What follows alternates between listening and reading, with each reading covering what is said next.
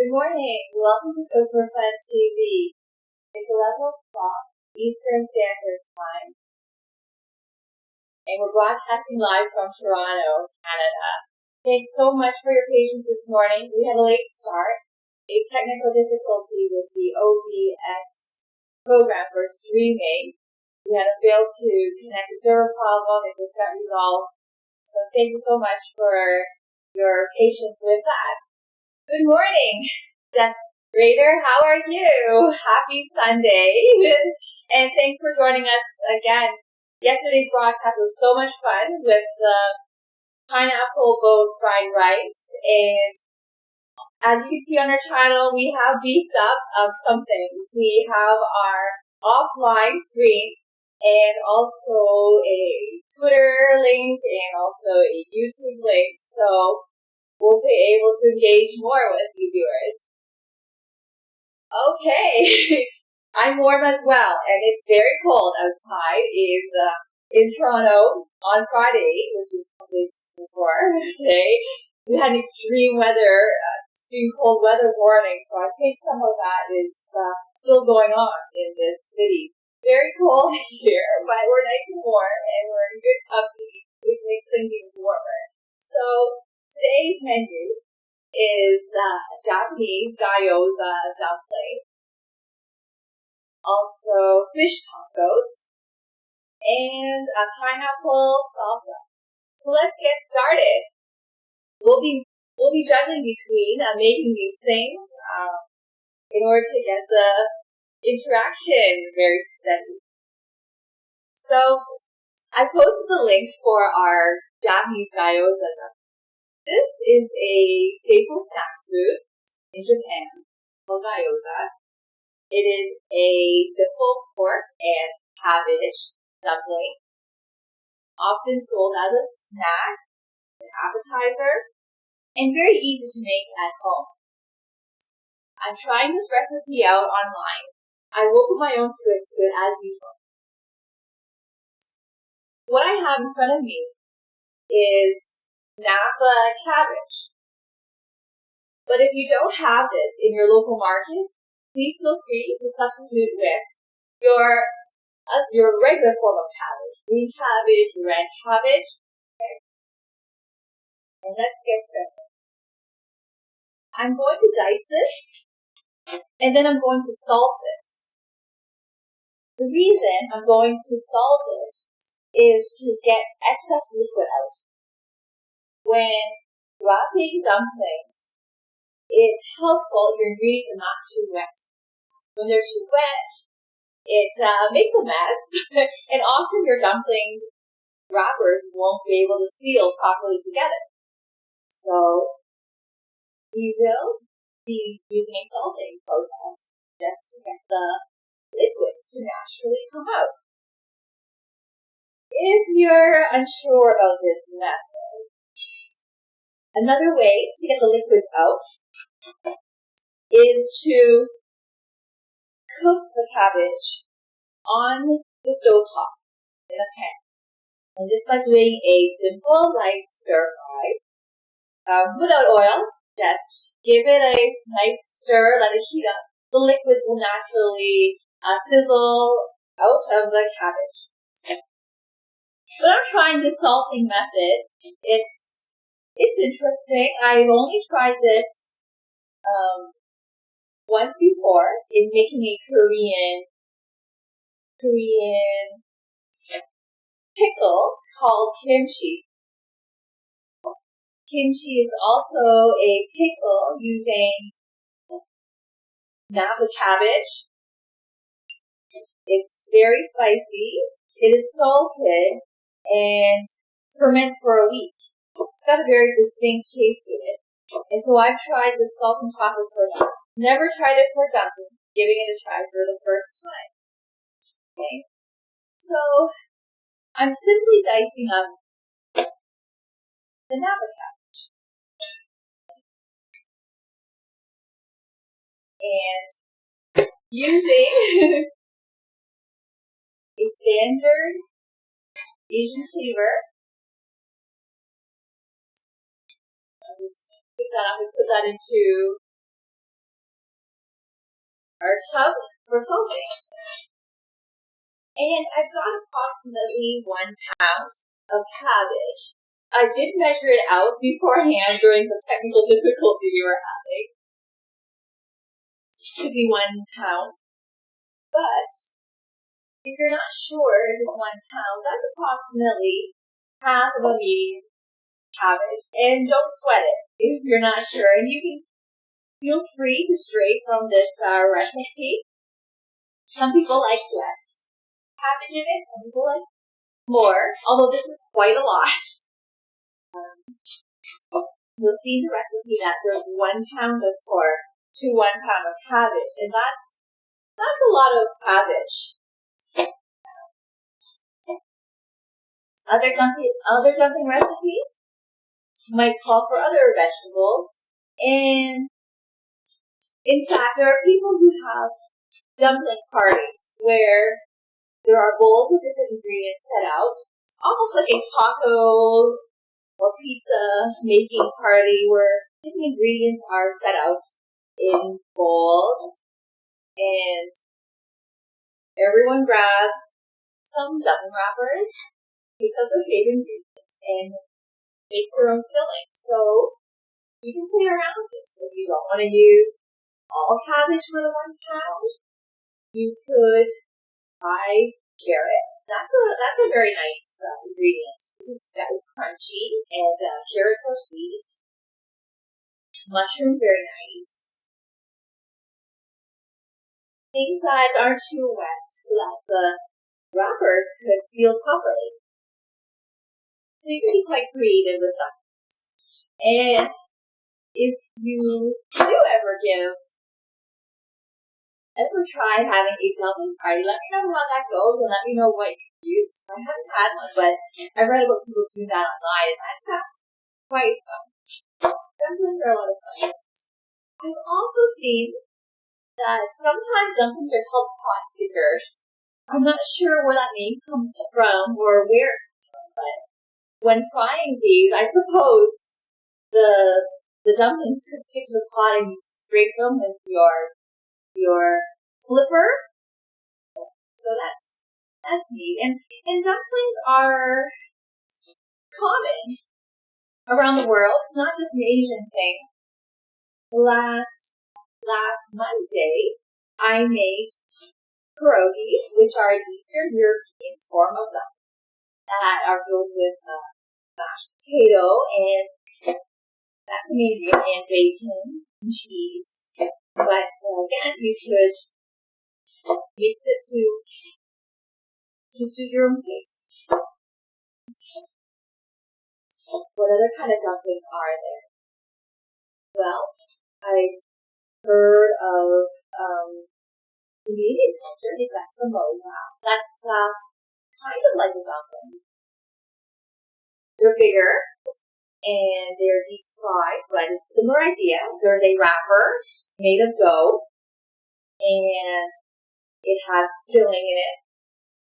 It is not in the same dumpling shape as pierogies, the Eastern European potato dumpling, or Asian dumplings. It's shaped in more of a pyramid, but it's the same idea of a dumpling, where you have some delicious filling that's sealed in a flour wrapper. And so dumplings are always fun. And then you dip them in your favorite sauce, and there's all kinds of sauces out there. You can be creative with your sauces. You can go between cultures, and so last Monday when I made pierogies, our potato dumplings were dipped in a Chinese spicy sauce. They were also dipped in a Mexican pico de gallo.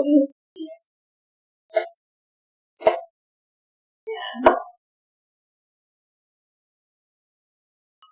I find that little appetizers are always fun. Anything that you can snack on that are bite size, that you can dip into any sauce. Those are always crowd pleasers, and they're a lot of fun. Yeah. So this is about a pound of cabbage.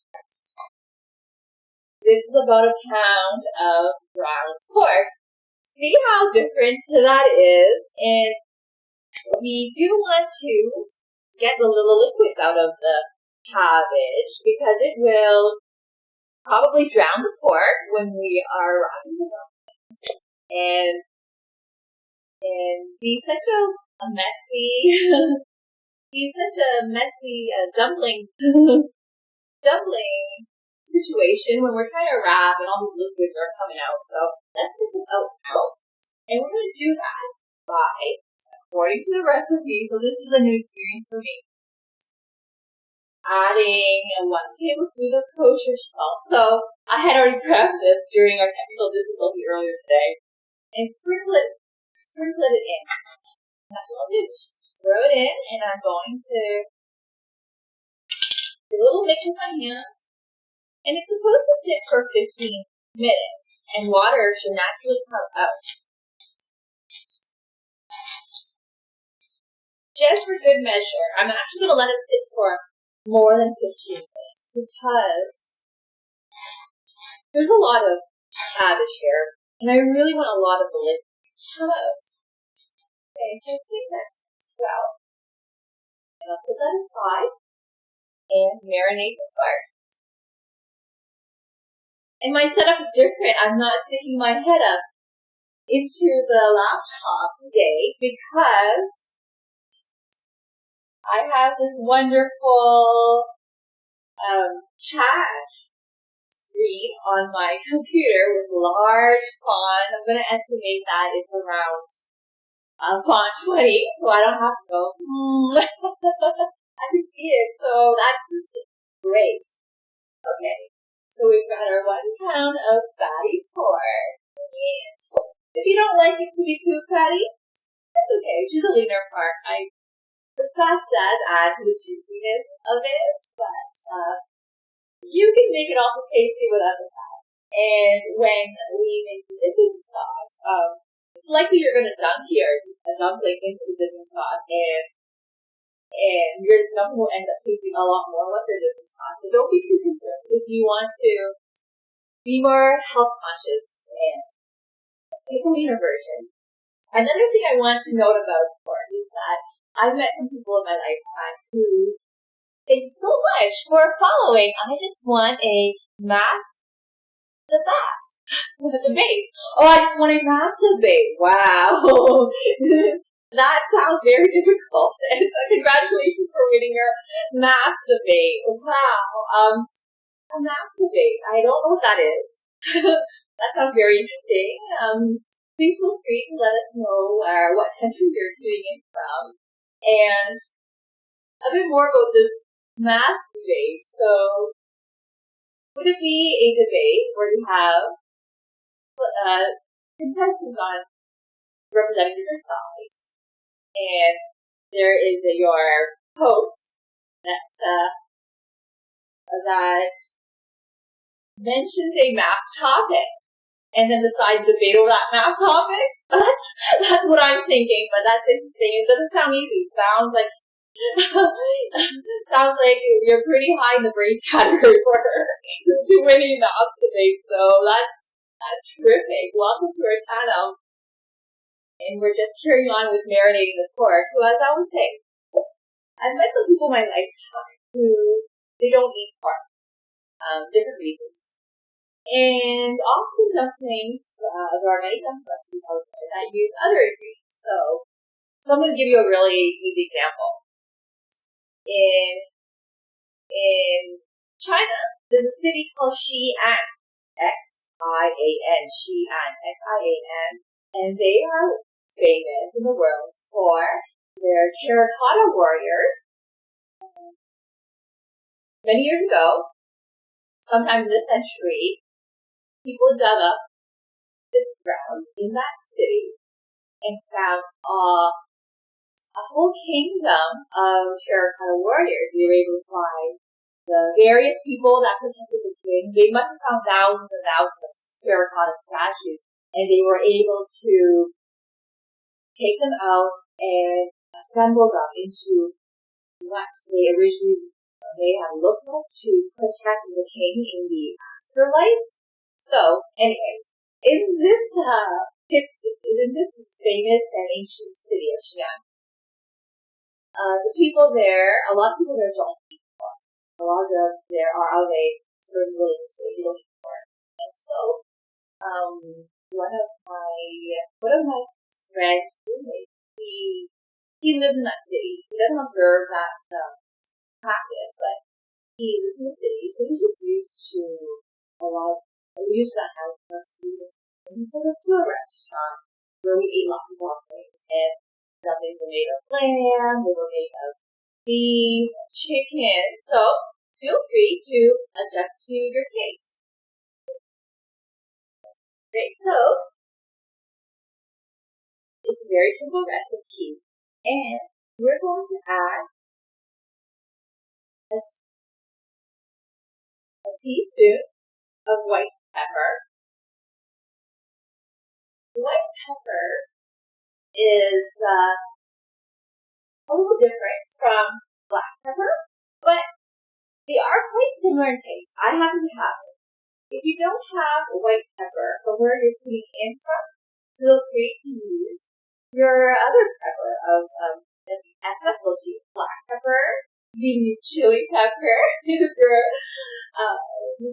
into that, if you like things really spicy. You can use fresh pepper if you don't have dried pepper. So, pepper is often to taste. So, please feel free to use the pepper of your choice. Let's put that in. This actually looks like a lot to me. So, I'm only gonna, that 1 teaspoon that I showed you looks like so much. So, I always half it. Because it's finely grounded. Give you a close-up look. You can see this beige coloring, that's all pepper, so it looks quite strong. So I'm going to hold off while I'm putting that. Okay. I might add more later once I work with the cabbage.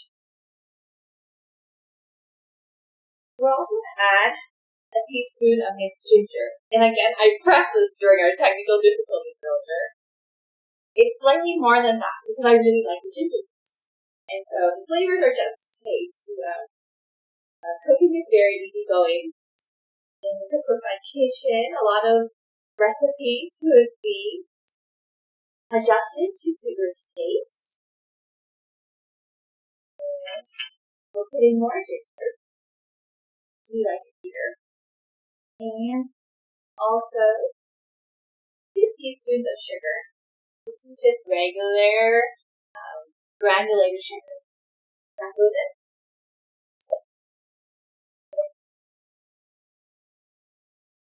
And we're simply going to, and one more thing. I'm going to put my recipe calls for scallions. I don't have scallions. So, I'm going to use this small red onion. And I'm simply going to place it.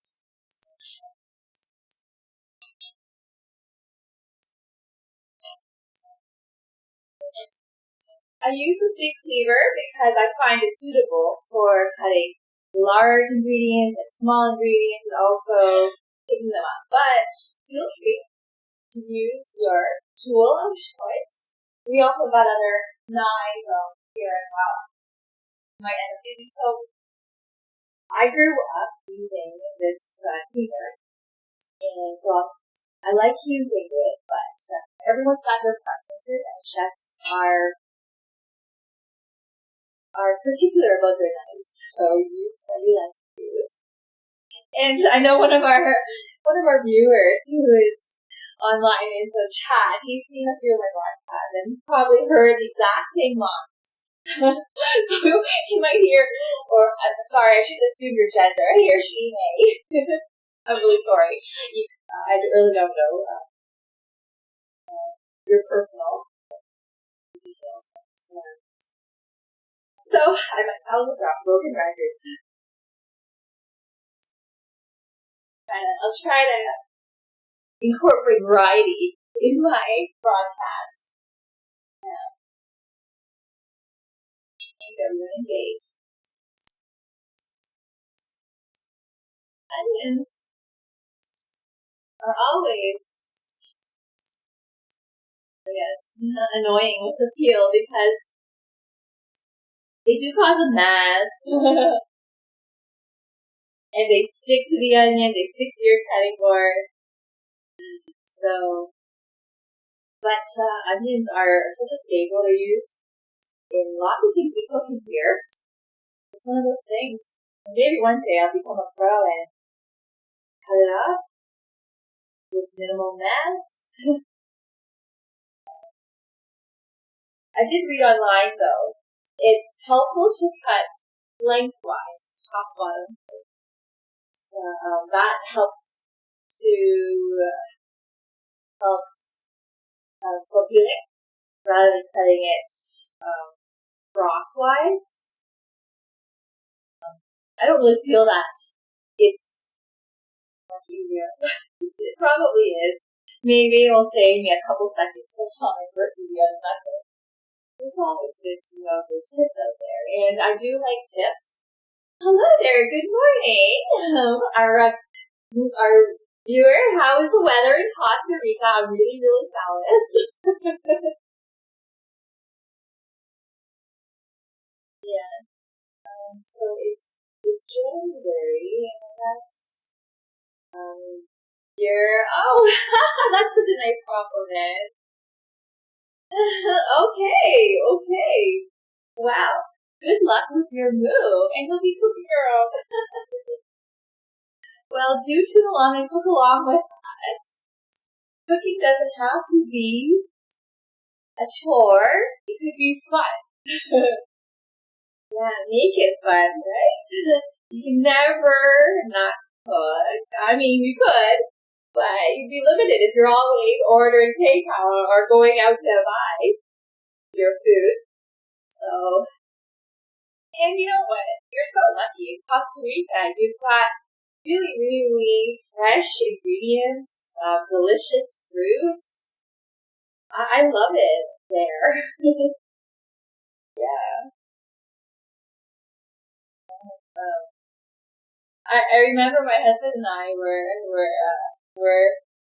driving in Costa Rica. We were going from the west side, Paco Beach, to Bonanito. That means Little Banana. So over the east side by the Pacific to the Atlantic side. And we were behind this truck filled with pineapples. It was overloaded with pineapples, and as it was driving, we saw pineapples dropping. We're like, we want those pineapples if they're gonna fall on the road like that. There's just so many pineapples, and we even saw bananas growing on the side of the highway on, I guess, no one's land this time. Just growing naturally. The fruits and vegetables are amazing. Good morning. So thanks for joining us again. I like the Marie with the accent aigu. Marie. There's actually a famous singer. She is half Japanese and half Scottish, I believe, named Marie Digby. And she is a YouTube star. So I'm just going to put these nice onions in. You know, I'm hesitant because onions have a lot of water in them. You know what? I'm going to put them with the cabbage that's being salted with all the liquids. Now, I want the liquids coming out of the onions too. I want it gone because the original recipe called the scallion, which might be less liquidy than an onion. So I want the liquid. It's very important. Okay. So Marie Digby is a YouTube celebrity. Became famous for her acoustic version of the song Umbrella by Rihanna. I think she's signed by Disney. Her name is Marie. It's a accent. And there was a show featuring her. That's how she pronounced it. but definitely can pronounce it anyway. That can be pronounced. You're going to Singapore. Oh, okay.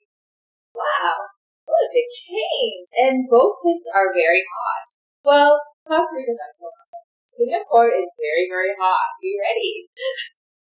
It's very close to the equator. There's this island there where that has a theme park situated on it in Singapore. And when you go there, there's this sign saying that you are at the most southeast point or something nearest the equator. I don't have the details correct, but there is a milestone. There's a point there. Hi! Thanks for following Eyeballs to Trails. Thank you so much for the follow. Welcome to Cook for Fun TV. And we're just finishing chopping onions. The recipe called the scallion, but I replaced it with onion because I didn't have scallion. Scallion is kind of like a garlicky flavored onion. And I'm going to add a bit of garlic too in this recipe. So we'll have that flavor that scallion is supposed to achieve. We're going to achieve it by using onion and garlic. And because onions are more wet, I am going to get the liquids to come out through a salting process. We have our cabbage that is coated with a tablespoon of kosher salt. If you don't have kosher salt, just use regular salt. And the salt helps to take some of the water out. One of those sciencey things. So, yes, I've been to, and to our newest follower, please, if you would like to, please let us know what country you're tuning in from. We are an international channel, and we like to share food ideas and cooking ideas, and there's just so much inspiration in our, in discussing with people from different backgrounds. We learn a lot, and a lot of the foods we cook here are fusion. They're a combination of foods from different countries. Today's menu, we've got Japanese dumplings, we have fish tacos. I don't even know if that's the next recipe. But we're going to bread some tilapia fish. Thank you so much for the follow, Playfulanger. Let us know what country you're tuning in from. Most mentioned we're an international community with foods made from different cultures. So the fish taco recipe is just one that my husband uses. He made it up. He just cuts up bits of tilapia fish, cooks an egg, and then some panko batter. I'll show you what that is. But you can use any batter. And we bake it. We buy pre-made taco shells. And then the salsa that we're making, pineapple salsa, that's our own twist to a basic salsa recipe. So we've got a bit of Latin American influence and also Asian going on today. Okay. And for the dumpling, last Monday we did a Eastern European dumpling using Asian dumpling wrappers. So we always mix things up here. Cooking should be fun. It should be stressful. Use the ingredients that you have. I mean, often people open their fridge and they're like, I have nothing to eat. But just give it some thought, and you might be able to whip together something that you're willing to eat, something delicious. Food doesn't have to be complicated. You use the basic ingredients and you create a masterpiece. So I know I get carried away with my chat. So yes, I've been to Singapore. It's very, very hot.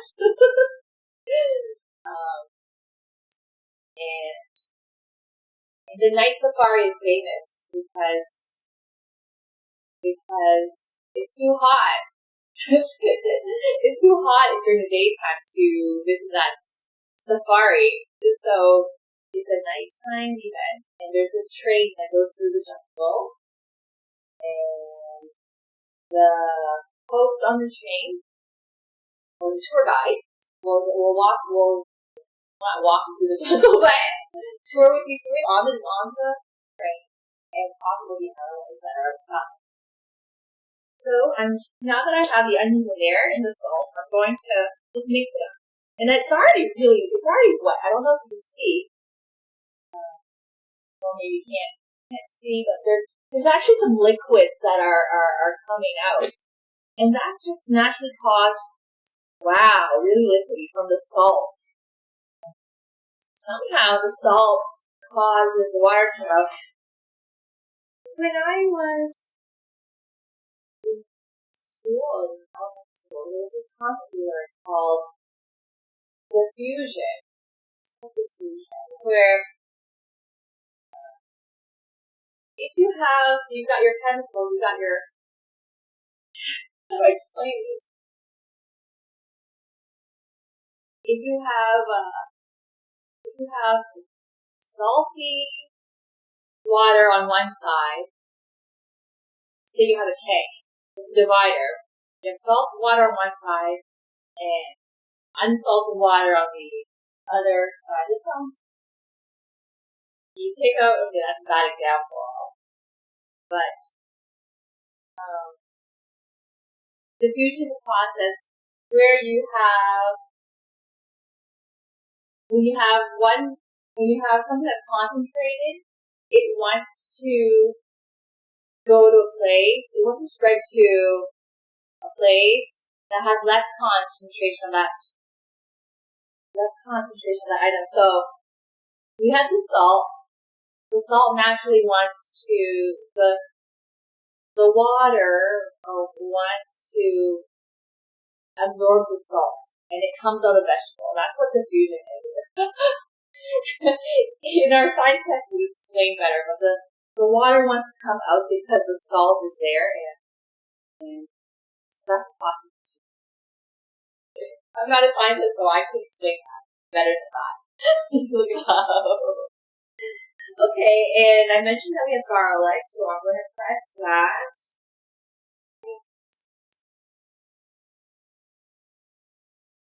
So the recipe actually did call for garlic, but I mentioned that the scallions are garlic-like tasting onions. And I didn't have scallions, so I'm hacking it by using onion and garlic to create garlicky onion, aka scallion.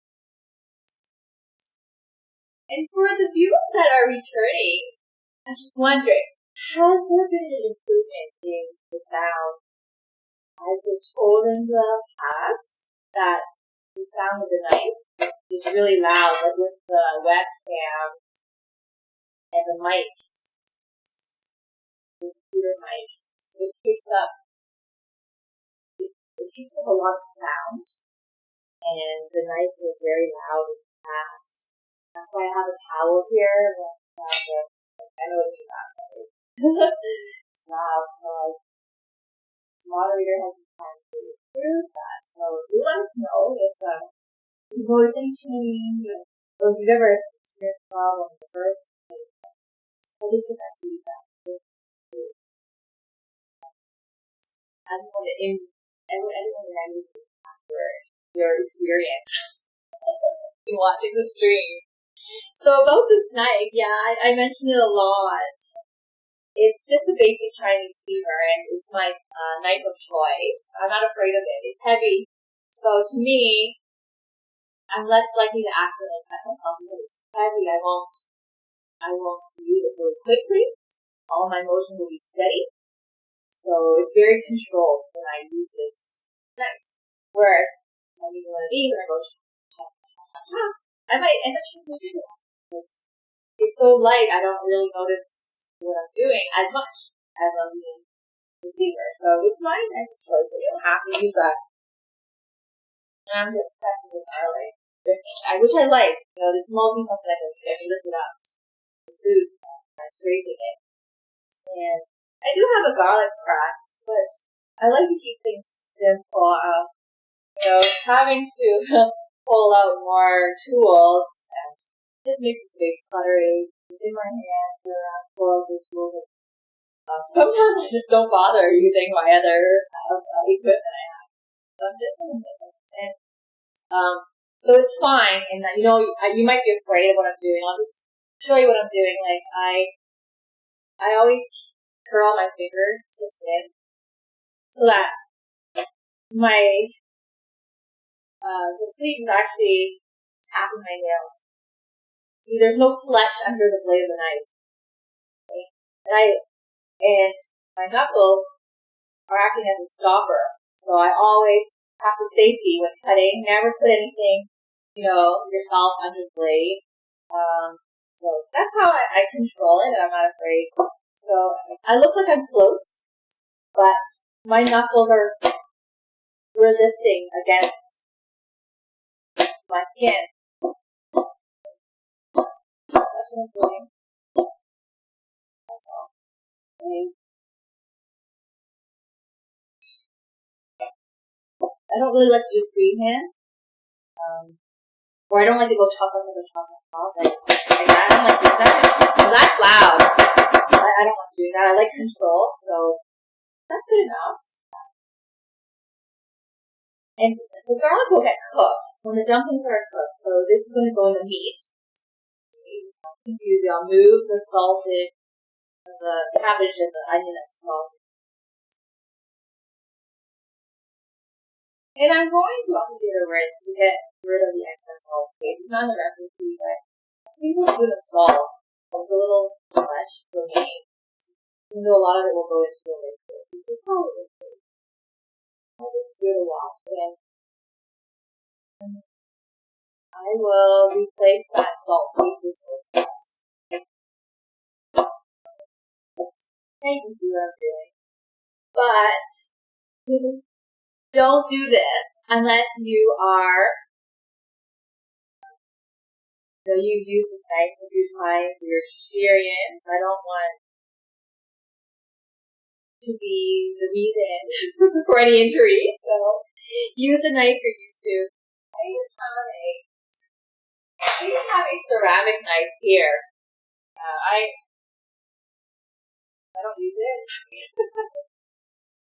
So it's not as dangerous to use a ceramic knife. And like you see here, lots of knives back there. I use this for everything. I like to keep it pretty simple here. Okay. Thanks. We did really have fun with yesterday's cooking with the pineapple bowl. That was fun. That wasn't planned. It's basically the pineapple shells, which I have here. I'm using the extra pineapple on it for the salsa later on, but we were going to just create these bowls and put rice in it, and that was going to be the end of it. And then we had ideas to turn it into a bowl, and I've never seen that. I've never seen it in a restaurant or any image of that, so I'm really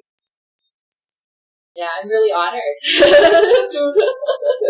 And I owe it to the viewers that inspired that plan.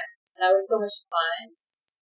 I have pictures of it. I posted it to our Twitter page. So we have a Twitter page. It's just Cook for Fun TV. Like Cook in the number 4 Fun TV. So that picture's up there. Yeah, and maybe I'll get that onto Twitch somehow. So it was supposed to be like bowls of rice, and it turned into a boat. And we put a sail on it. We got a lighthouse up. We had a little human on it. That was so much fun. So there's quite a lot of pineapple left over. We're going to cut that all out. And it's going to be used in pineapple salsa. We keep things easy here. we try not to waste here. When you cook, you find that you're bound to have ingredients that expire. That's just, that happens because people get bored and they don't want the same thing and use the same ingredients again. And ingredients get left alone and they get ignored and they expire. So we try our best to not let that happen because wasting not good. And you save money when you're not wasting. Oh, it sounds a bit loud. Yeah. Yes, my hair is, I felt, bad. It's not hygienic too, so the hair pieces fall out. And I'm sure as you're wondering about that. Gyoza doesn't have a lot of salt, so the salt is being used to get the water to come out of the cabbage. Yeah. And I actually think it's shrinking. Part of the instructions in the recipe is to squeeze the water out. So I've got a lot of napkins. I've got a cheesecloth that I'm going to put that in and just bring out all the juice. But it's not supposed to be salty. Asian cooking generally is salty. The alternative to doing this would be to heat up the cabbage on the stove and the liquid will come out. The heat would cause a liquid to sizzle. Pineapple salsa. So it's pineapple salsa. I'm speaking salsa and I'm adding pineapple to it. I've also tried making salsa and adding mango to it. It just brightens up the flavor. Your salsa is a basic tomato, onion, cilantro, and chili pepper recipe. So that's 4 ingredients. And everything else is to taste. Salt, pepper, and olive oil. Oh, and there's lime. Did I say lime? Kind of. And you can just brighten up with an extra fruit in it, like pineapple or mango. So, I am going to rinse this cabbage. And I'm going to put soy sauce in it, just a little bit.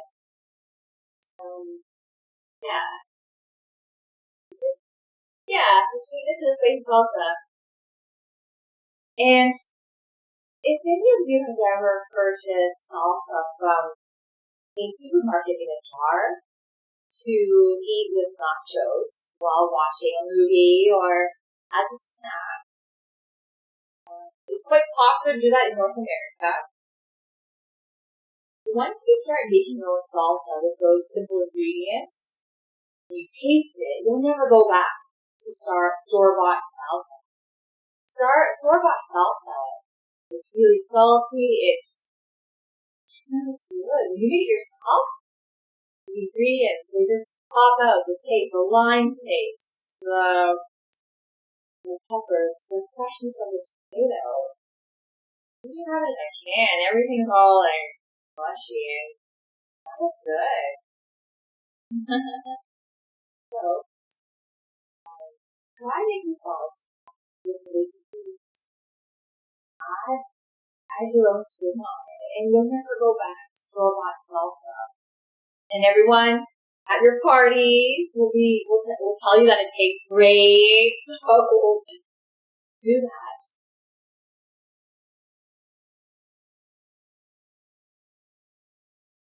So there's a question here, why is soy sauce more, I'm just going to mix this up. Why is soy sauce more salty than salt?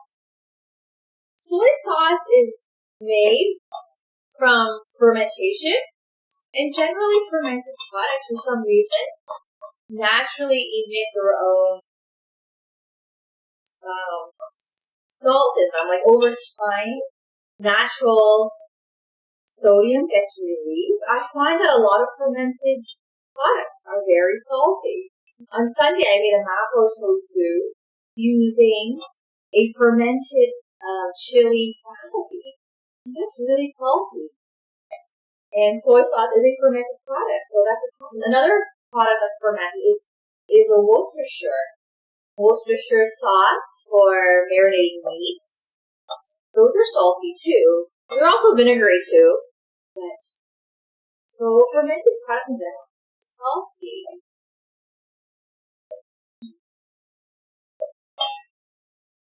Giving this 1 pound of fatty ground pork a nice mix. And I mentioned earlier, I actually don't see the view count right now with our new setup, so I don't know if you have joined or not, but you don't have to use pork, you can use your meat of choice. Beef, lamb, chicken. Chicken and mushroom is a really good. Chicken, mushroom, and ginger is a good combination for them. Lamb is tasty. In North America, lamb's quite expensive. So if we've got lamb, we're not going to put it in a and mask the taste with the sauce and other ingredients that go with it. But, in other countries, lamb might be the meat of choice. I think it is in Mongolia. I think it is. Why is miso soup? They're making miso soup. No, I haven't. We'll give it some thought about what I do. I'll probably make a miso sauce, not the soup. The soup on its own is pretty easy. Well, you buy the fermented miso paste. I don't know of anyone who home makes their own miso paste. That would be quite difficult. You have to get the beans and I think you need to have the proper facility to ferment your own miso paste. So that could be bought at an Asian grocery store. If you buy at a Western place, that's fine. So this is something I found. I noticed that Asian ingredients in Western grocery stores are priced at a premium, whereas Asian ingredients in an Asian store are priced very, very cheaply. Cheaper than a Western counterpart.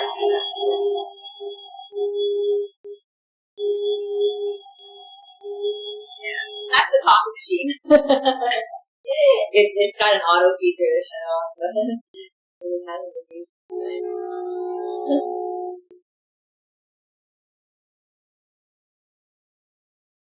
So I got a comment that it's still quite loud, so we're gonna work on that. I know, when I'm cooking, doing other things, making noise, it's a lot louder than it actually sounds at first. So we'll work on that. We want to make sure this stream doesn't distract anyone. So I'm going to go back and talk about Singapore. So that's exciting. That's a new move for our viewer, and they've got a lot of good food there. Singapore is a very diverse country. I mean, Costa Rica is also very diverse too. Being in this geographical location between the various countries, Singapore is also very similar.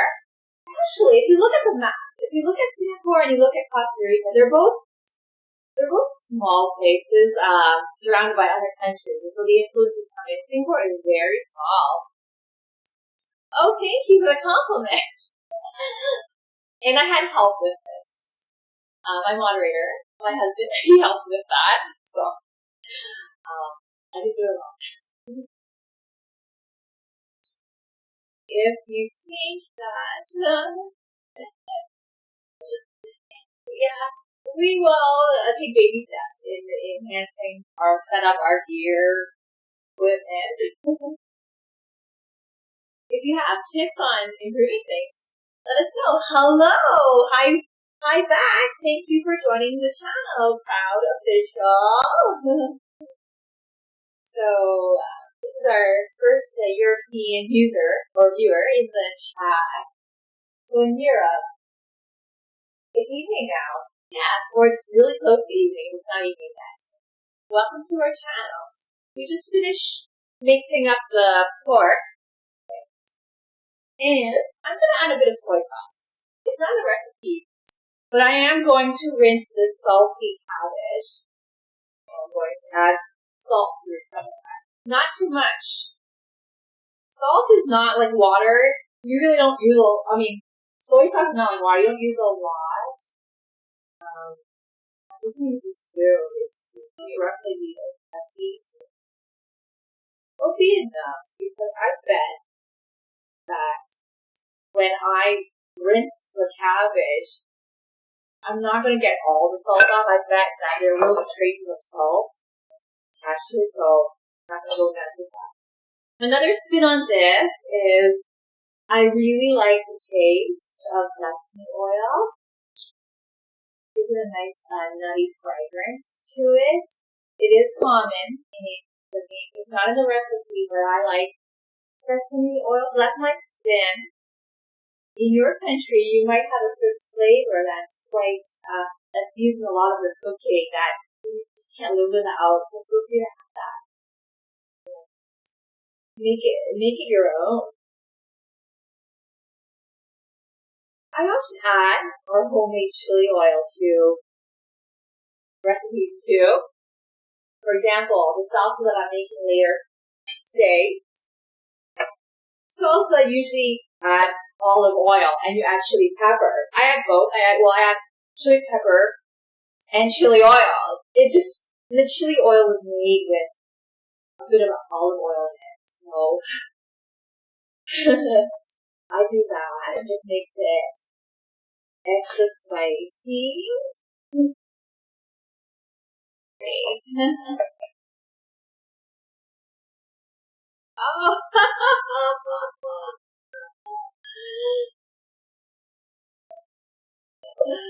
Well, you know what? Every girl is lovable, no matter where she's from. Don't make it a race thing. It's all about what's deep down inside. That counts. Thank you so much for the follow, Ava Chan. Please let us know what country you're tuning in from. We are an international community, and viewers are from all over.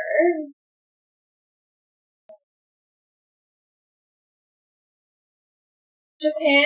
So, I know I was talking to Singapore, so I'll just say a few more words about that. It's really multicultural there. I believe they have 4 official languages there. That's how intense it is. There's English, there's Mandarin Chinese, there's Tamil, and there's Malay. And the foods are quite fusion there. They're very famous for its chili crab. It's crab that's cooked in a very spicy broth. Great. So there will be fusion foods from all of those countries. Malaysia, like Southeast Asian countries, a lot of flavors there. Even Indian, because Hindi is one of their official languages, and Chinese. So in terms of food, Kent, our user, 0456, there will be lots of choices, and often in Asia, there's a lot of fresh wet markets. You go there, and the food is not refrigerated, it's fresh. The fish, they may kill it in front of you. I know that's, the fishmonger will cut it in front of you, fresh fish. So, you'll have that similar experience that you have in Costa Rica, where everything is fresh. And it's also a tropical place where you buy really great ingredients. So, let us know once you get there and give us some of your stories. You'll have a lot of food ideas there. So Sweden. I made meatballs. I don't want to stereotype the Swedish food to meatballs. IKEA, one of IKEA's trademark dishes in its restaurant are Swedish meatballs, but I did make meatballs. This was probably on the 18th of December, one of my earlier cuts, which I do have to get on to YouTube. And that was a hit. A lot of viewers were saying that they were drooling, so What a hit. Okay. Marie. It's a beautiful name, and it is unique. And the only person I know with that name is a celebrity. Okay, so what I'm going to do is, hands right in here. I'm gonna wash them. Just, I don't know, in case the meat's doing that crazy.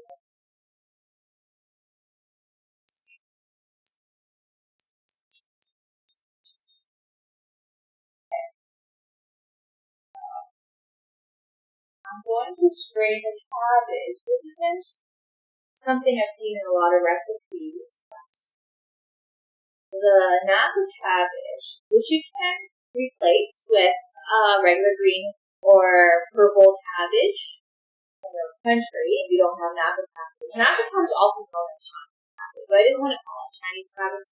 I didn't want people to think that I didn't want to associate this cabbage with food. So napa cabbage, which is just its other name. Don't have that. Use regular cabbage. It's very tasty. I've even seen recipes that use celery. I use other crunchy vegetables and carrots. Hi, Shire Toad. So the picture of the boat, the pineapple rice boat, is on our Twitter page, which is just /Cook for Fun TV. So you can see on our page, when we go offline, my husband created we're offline, we'll be right back page. It's got our YouTube details, Twitter details, so that's a new feature. And so the picture of that boat is on the Twitter. Okay, that's fancy. I bet the French viewers are pros. So what we did was we diced up the cabbage and onion. We added a tablespoon of kosher salt, use regular salt, just to get the natural water from the vegetables come out. Otherwise, it would be a really wet mess when we're trying to seal the dumplings. And you can see this. See it bigger. That's all that liquid that came out of this cabbage. It was it was dry before I started chopping it. I let it sit for maybe half an hour. I don't know. Time flies when you're having fun, chatting on the street. And all this liquid came out. That's like a good quarter cup. And now I'm going to squeeze and even more water will come up. And then I'm going to pat it. I'm going to rinse it again. It's too salty. Then I'm going to pat it dry. There's a sound problem. So here's the sound problem. Okay. Can you hear, is it like my actions that are really loud? Or is it my voice that has echo? Sound problem. That's something we can fix. I do have a towel so that when I put the knife down, it doesn't make a big noise. That's a lot of water. That's like a good, almost 1 whole cup of water came out of that. Wow. I mean, I had a full pound of cabbage. It looked like a lot in volume. It looked like more than this 1 pound, of course. After salting this in water, so I'm going to pour this into water out. I'm actually going to give the cabbage. I don't want it to taste salty. That is so salty. And I'm going to just keep squeezing it out. It is an interesting technique. I've never done it before. I have salted cabbage for making curry and kimchi, which is like a sauerkraut or a pickle. But never for this. And this is a new technique. Usually I would just put on the pan. The water would come out by heating. Oh, it's a drowning sound. Okay. our moderator's aware and looking into that as we speak. His hands in front of you to see it. So I'm going to pour this liquid out. I'm going to give it a rinse. Keep drying it.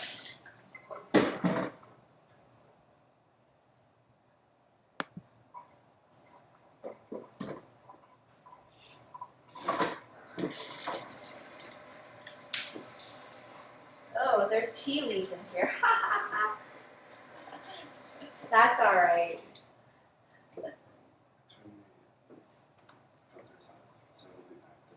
Okay.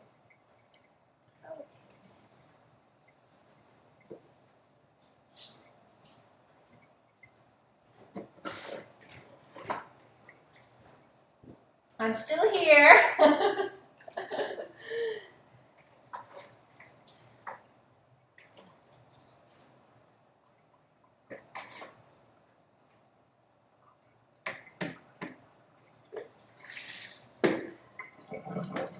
All right, okay. And I'm just gonna continue squeezing it. I'll have to return to the sink again. I did want to get some fresh water to diffuse some of the salty water. I was trying to explain the process of diffusion, the scientific process where a chemical goes from one area of high concentration to an area of low concentration. So when salting the vegetable, the salt's on the outside and the liquids naturally want to come out in order to balance this, chemical ratio. So with the water added to the vegetables, the salt water wants to leave. So anyways. So yes, the moderator fixed the problem by removing the filters. There was an experiment yesterday to test these new filters that would help to dampen the sounds beside my voice, like the fan. Yesterday when I was making fried rice, the fan was quite loud. I was advised, don't go over level 2. I must have put on high on 3 because I was worried. The rice was frying for quite a while. And sometimes the fire alarm trips, so. Yeah. There was someone who reached over off camera, like at a certain level. See, down here you can't see, right? So this is a level where you can't see my fingers, but I can still type, right? So,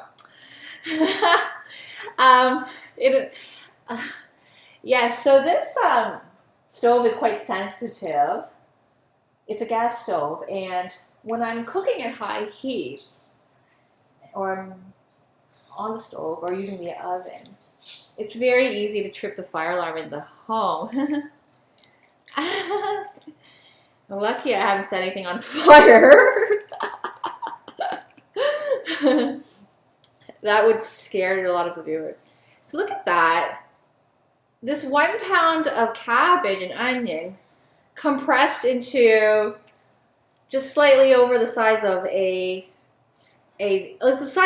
slightly over the size of a tennis ball, compared to the pork. So a lot of liquids have come out, and I'm actually going to just pat it dry as well.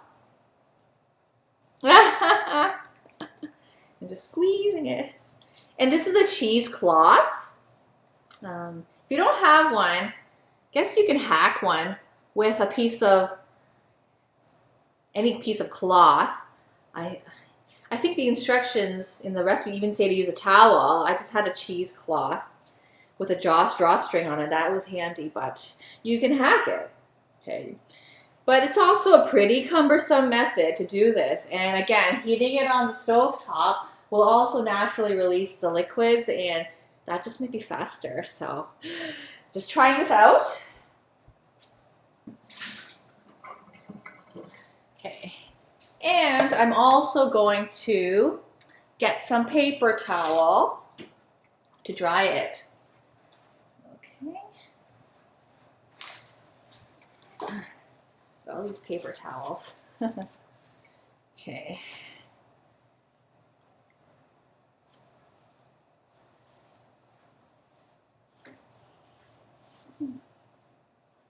Okay.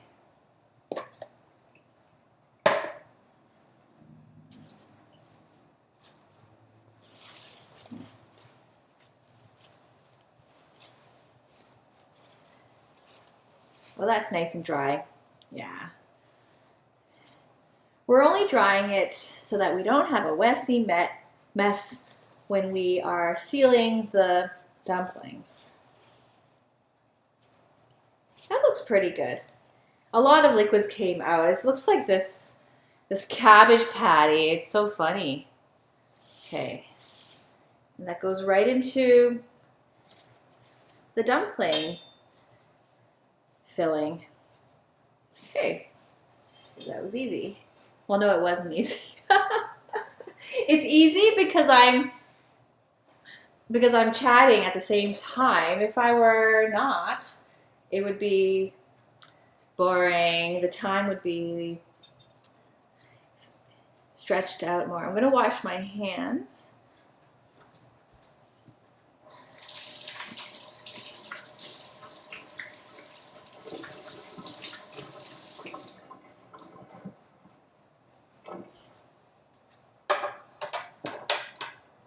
Just wiping them. Okay. Give that a good mix. Maybe you need. Okay.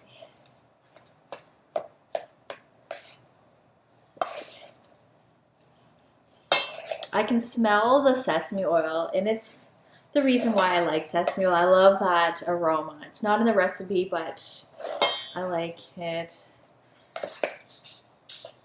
I'm using a small spoon because I'm actually going to scoop the mix onto the wrappers with a small spoon. And I didn't want to have clean an extra spoon, but I will switch to this other.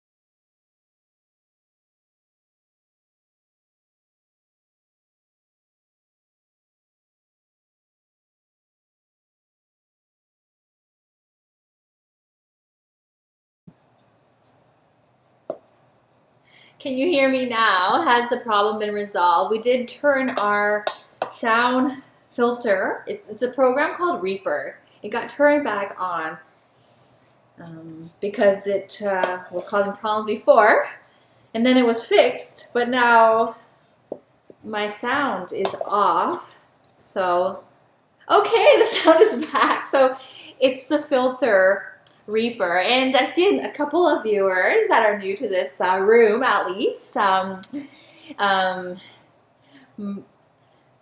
Mer W, thank you so much for joining and your comment. Let us know what country you're tuning in from. And also Ingress, welcome. Please also let us know where you're tuning in from.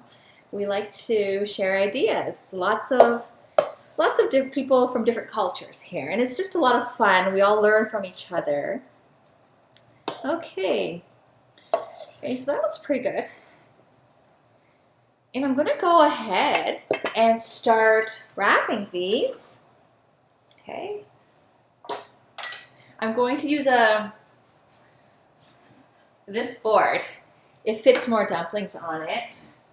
My scissors.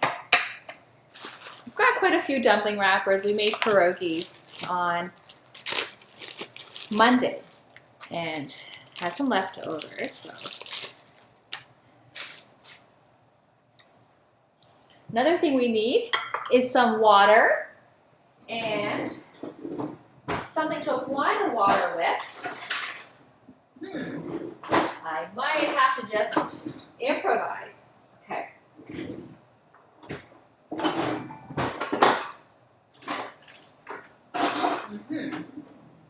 Okay.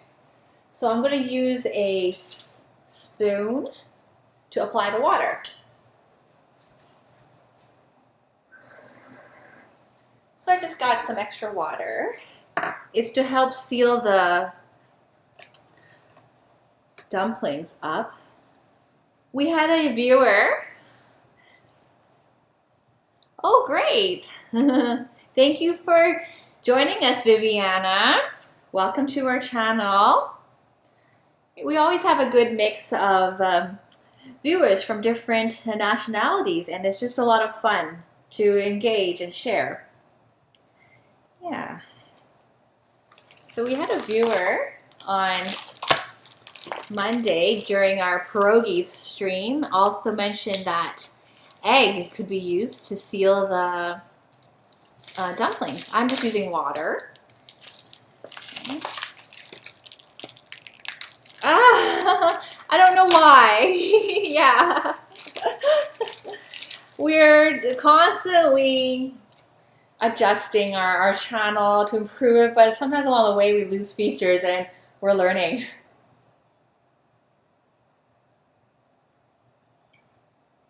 Okay, I'm just drinking water. Warm water. So, I like to wrap in bulk, so I like to lay out the wrappers. If you're tuning in from a country where you can't buy ready-made wrappers in the refrigerator section of your supermarket, you could make the wrappers. You can make them, you can use a basic ravioli recipe or a pasta recipe to make the wrappers. It's definitely a much more involved process. It's a lot of work to roll out the dough and make it, but you can do it. So, and the more you do it, the faster you get at it. So don't be intimidated. Okay, and these are looking big. I don't like them too big because it makes it too challenging to close up and seal. So I'm gonna have to tweak it. Okay. Oh, thanks for being my written sound alert. Appreciate it, Death Vader. Yeah. I do like the sound, and I guess it disappeared. There was previously like a cartoon that appears in the middle top part of the screen. I do miss that. Those are always fun, and the music you get, the alert. Oh, it's back! Thank you so much for following, Locky Black Cat. Let us know what country you're tuning in from. We've got people from all over. Let me try to list them out. So, the U.S., Costa Rica, England, Sweden. Did I miss something? I know we have Canada. Did I say it all? Might have.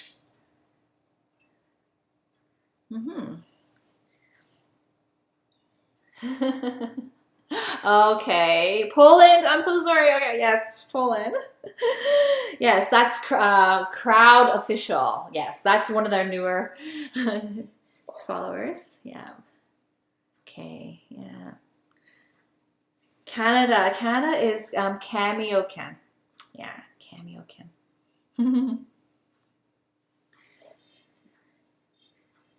One of our users or viewers from Costa Rica is moving to Singapore, so that will be a lot of, that's a change, and also from a place that has a lot of tropical fruits to another place that has a lot of tropical fruits and ingredients. I guess I could have added cilantro to this, but that's okay. Cilantro is one of those ingredients. A lot of foods don't call for a lot of it, so it often spoils. And the Netherlands, yes, Chartone. The Nether, and I did write down all your Indonesian spices that you listed in yesterday's chat. I did go back to the chat to write down what people were mentioning. And I'll see if I can find those ingredients in our grocery store in our area to make a nasi goreng or nasi lemak or other Indonesian foods. That's something we haven't tried here, so it'll be a lot of fun. And someone mentioned yesterday, Phoenix Sloan mentioned, when am I making schnitzel, which is a German pork, breaded pork. And I tend to make the foods according to what's available in our market. Like I always get. Okay, I'll show the globe at the end of the cast. I show the globe and I point out what countries we're all from, just to, see how far and wide we're all coming from, yet sharing this space. Yeah, it's always interesting. Very, very fun. I do hope I can get them. So I did mention that I can get, this is to Chartone, I can get lemongrass, but I'll have to look at I wasn't looking at that time when I was there, but I will check out the other ingredients. Yeah.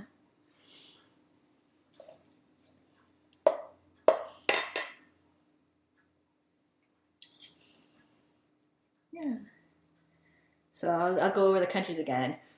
Netherlands, Poland, Sweden, UK. Okay, that's the Europe. That's the European viewership. We've got the US, Costa Rica, and Canada. I might have. Hi! Oh, we've got another viewer joining. Hello, Kiskos, and thank you for joining the chat. That is great. I made pierogies, which is an Eastern European dish. I made that on Monday, so you can check out that stream. I'm sure if you were on, you would have given me tips to improve the recipe. But that was my attempt at making it, and it was interesting. The pierogies were dipped in. So we didn't have sour cream. We had yogurt in place of sour cream, but it was dipped in a Chinese spicy sauce. Okay. It was also dipped in a Mexican pico de gallo sauce. We try to mix things up in here, cook cross-culturally, make things fun, and we don't stick to strict rules. A lot of substitutions, so maybe you can try that out too. Make pierogies and try it out. Use a dipping sauce that is not, typical in your country. And I use these to make the pierogies. These are Asian dumpling wrappers. It just says dumpling wrappers.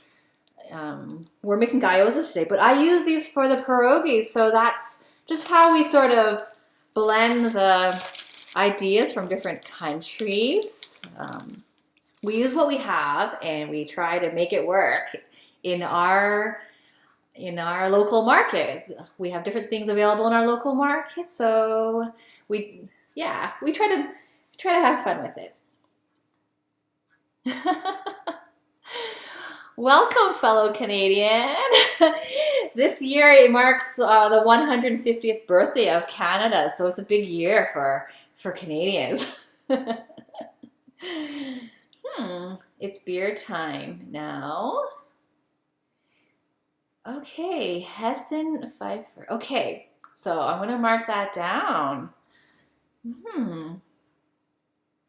Okay, what is that? Can you give a little description on what that is?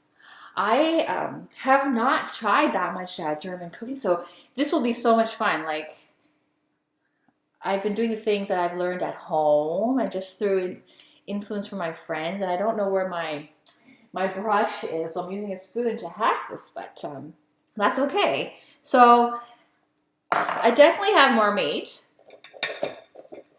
and I'm gonna keep wrapping them, but I need the space, so I'll start wrapping these up, and then I will make the next batch. And so I like to make these in bulk, and now I'm going to apply water. I'm going to apply water on the rims of these dumplings. I'm actually going to do a half moon because I'm not using a brush. I'm using a spoon, and lots of water is coming out, so do that. And my fingers will have to get right in here. Once I start wrapping, they're going to get all gooey. Yeah. So I'm doing a half moon around the dumpling filling because I know that it's more than enough water. Okay, I'm going to wash my hands again.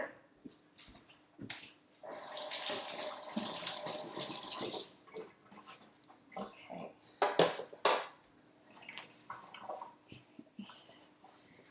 And start wrapping them. I like to just do a couple of pleats. It's not necessary, it'll still work, but they look nice.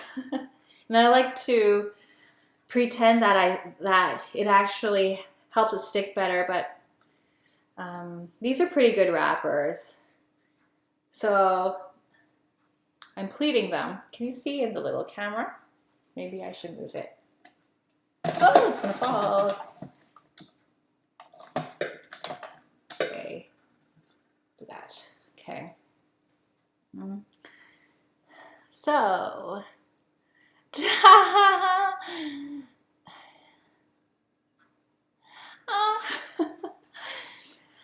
well, beer. I don't know. Canadians come from all come from all backgrounds, and is beer really the Canadian currency? Which part of Canada are you from? I guess it depends, right? It depends on what demographic and yeah.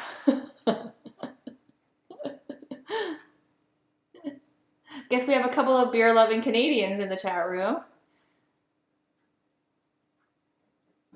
Easter bunnies. Nobody eats Easter bunnies. So the fast way of sealing is just to seal it. You just push down. I might actually do that. When I buy store-bought dumplings, which is, easy to do, convenient, I might just do that. I'll do half of them like that. I can get it done faster. It won't fall apart because I'm squeezing them really tight. That's how they're sealed. When they're mass produced, there are these people, and I've seen them. I've seen them in restaurants too, and in dumpling shops. I see them. The storefront usually has a window, and you can see the people making the dumplings. That's all they do. They just do that because they have so many to make, and they taste good. So it works. So I'm going to do that for half of them, and I'm going to apply pleats to the other half of them, just so that there's that variety, and you can see that it actually works. Okay, the presentation. Well, I'm still going to do it because I want to highlight on this show that cooking can be easy, right? So yesterday's fried rice, the rice was actually quite easy, but building the pineapple boat with a sail and a lighthouse and métis all wearing crowns on their head as part of their uniform, that took more, but it was a lot of fun. So that's our broadcast from yesterday, so January 7th, and closer to the end of the video, you'll see in the chat room too, you can see all the help I got from viewers in building the pineapple boat, and also previously too in carving the pineapple too, which is right here, by the way. So this pineapple looks like, it looks full, right? But then, ta-da, they're empty inside. So they were actually, the fruit was carved out. And there was a technique in doing that, which you'll see in the broadcast. And we're using the leftover pineapple for the salsa later.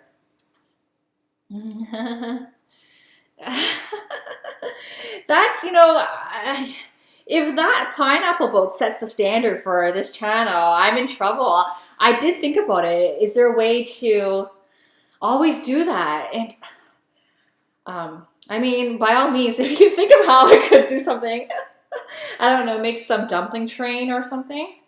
Okay, so I promised I would pinch some of these. I have to. They dry. It's been maybe like a good 20 minutes with these wrappers on the board, and they dry. So we have to be careful not to let them sit for too long. That would definitely, that'd be something. Basically, this channel would be a fusion of cooking and craft, right? Food, I don't know. Food craft, food presentation. That was a lot of fun, though, because that was not in the plan. And if any of the viewers aren't sure what that is, it's yesterday's pineapple boat. And it's also featured on our Twitter page. Yeah, that was cool. I'm very proud, and people in the channel should be proud. We cooperate. Teamwork is important, and we share on this channel, and that was probably the most dumpling train. But I don't even know what would it dumpling train. I don't know. I'm not sure. Because I don't have wheels, like I have. So, in the Chinese or Asian culture, dumplings are symbolic of prosperity, because dumplings, they kind of resemble gold ingots, right? The old-fashioned gold ingots. A jambalaya request. Okay, very interesting. Okay, is that West Indian jambalaya? I think it is, but I'm not sure. But that sounds like a lot of fun. So they resemble gold ingots, and during Chinese New Year, which is coming up, and I should correct that. Chinese New Year is called Chinese New Year because of when the people involved are Chinese, it's called Chinese New Year, but that's not the case. It's actually called Lunar New Year. The calendar is based on the moon calendar, which is a bit off from, I guess, our Gregorian calendar. So Lunar New Year is the end of January. I think it's the 28th or the 29th. I could be wrong. Like, it's the exact date. It's just, if you look at your calendar, there's a moon. That if your calendar shows a full moon, that's the date of Lunar New Year.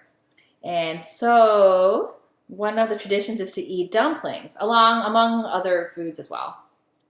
Crawfish. Oh, okay. Cajun jambalaya. Okay, that sounds like fun. And Cajun is spicy. That's always popular in this kitchen. Okay, I'm actually going to start frying these dumplings. Okay, and the technique I use is I'll use my famous olive oil that's in a sriracha bottle. I'll explain that in a second. Okay, so you're gonna hear some noise. Okay, so I'm going to fry these dumplings so that they turn brown on each side. Then I'm going to add about 1 centimeter of water right into the pan, cover it, and I can actually turn off the heat, and it's going to steam cook. And in about 15 minutes or 20 minutes, it'll be ready. And meanwhile, I'll wrap the remaining dumplings and start the fish tacos. Okay. So let's get these dumplings on the pan. Okay, it's pretty hot now.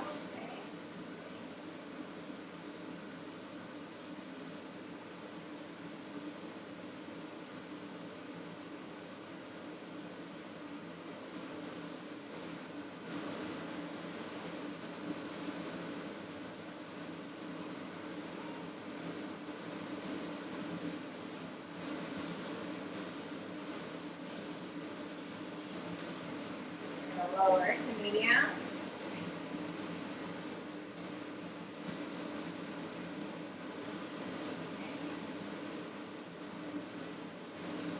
Okay. I'm going to turn that to low. Okay. I'm going to let that brown on like a medium low. And then I'm going to come back and turn those around and work on the other dumpling. We have exactly one more batch. That's about half a pound of meat plus filling. Hi, Sparkling, and welcome to our channel. Please let us know what country you're tuning in from. We've got people from different parts of the world here. Okay.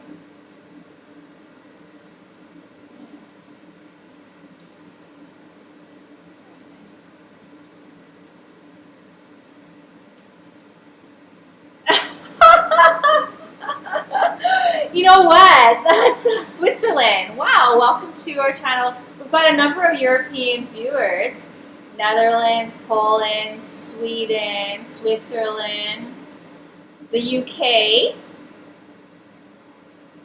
And we have a few from North American, the Americas. We've got Canadians, Americans, Costa Rican.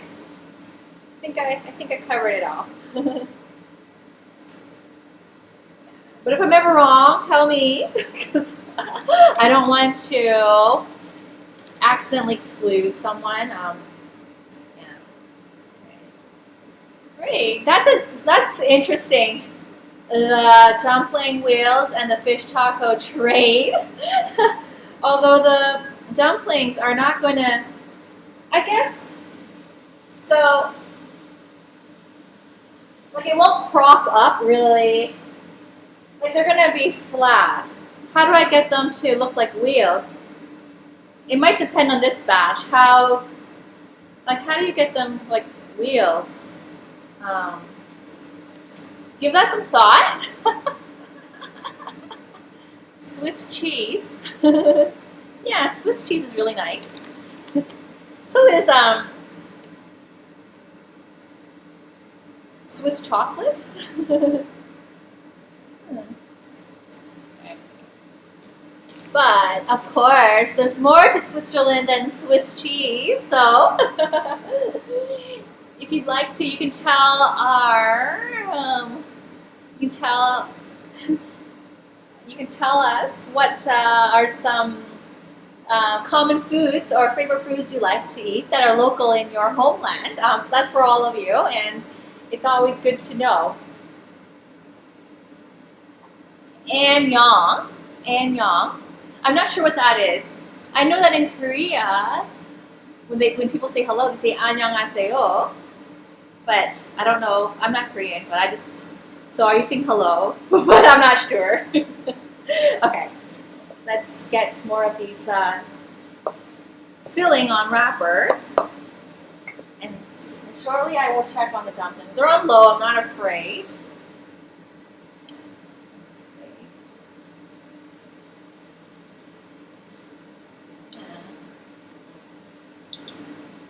Okay.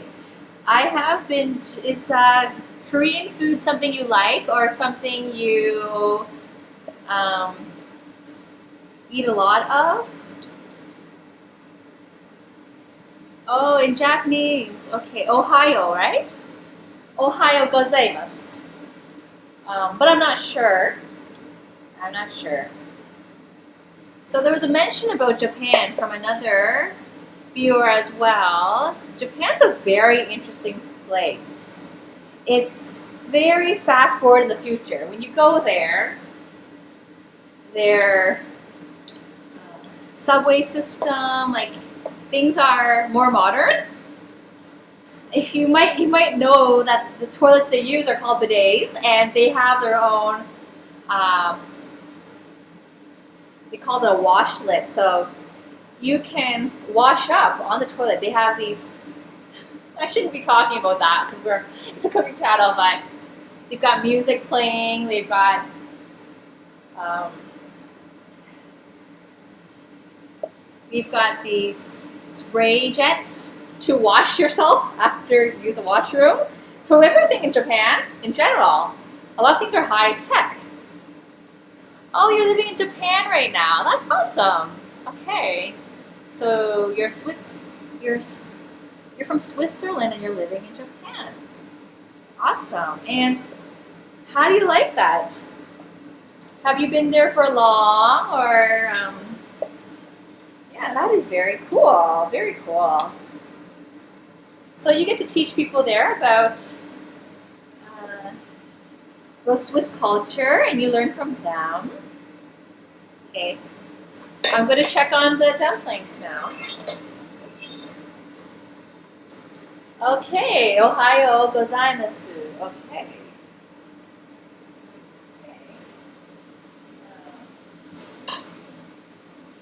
I'm going to try to show medium. Oh, it's browning nicely. Okay.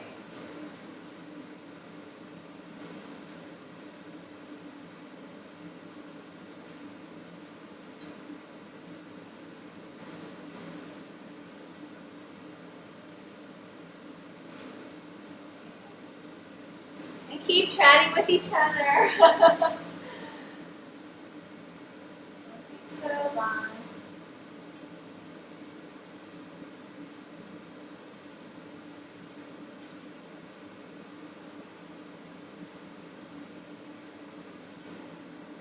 Here's a sneak preview. See, some of them are brown. Okay, I'll keep frying them. Okay, so those are looking good. Well, I'm living in Canada. Yeah, okay. Oh, thanks for facilitating the chat. Yeah, great.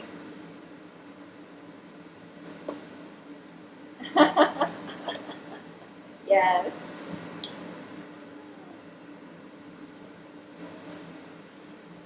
In one of my episodes, I made Japanese cheesecake.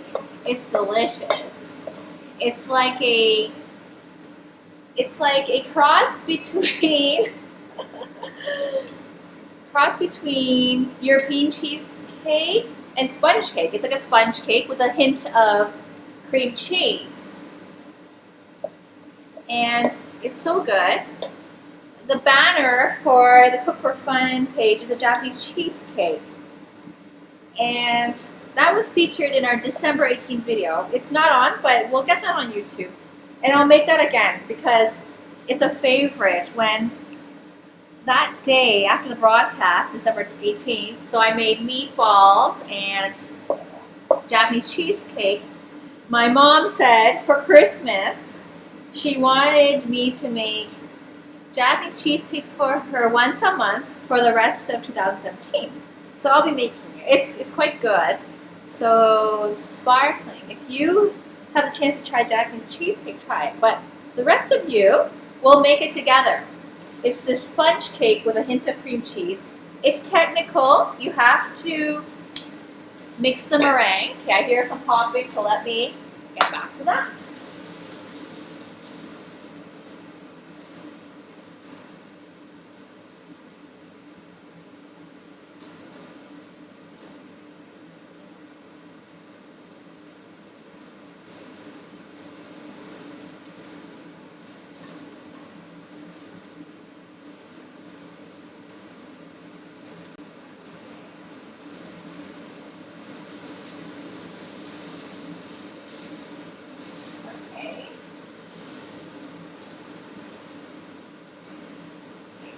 almost ready to eat the dumplings.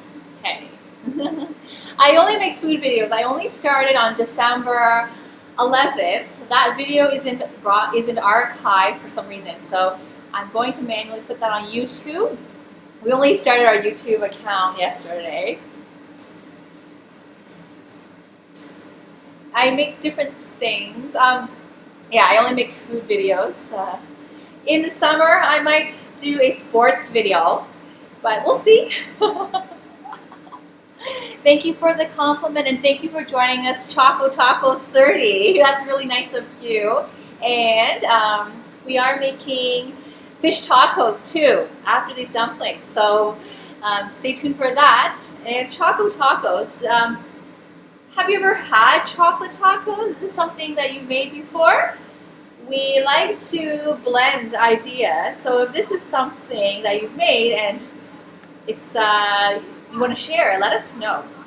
Also on the topic of dumplings, on Monday when I was making the potato dumplings, someone mentioned that we can make dessert dumplings. We can make the dumplings with banana and serve it with chocolate sauce on it. So we'll try that. We'll make a dessert dumpling in the future.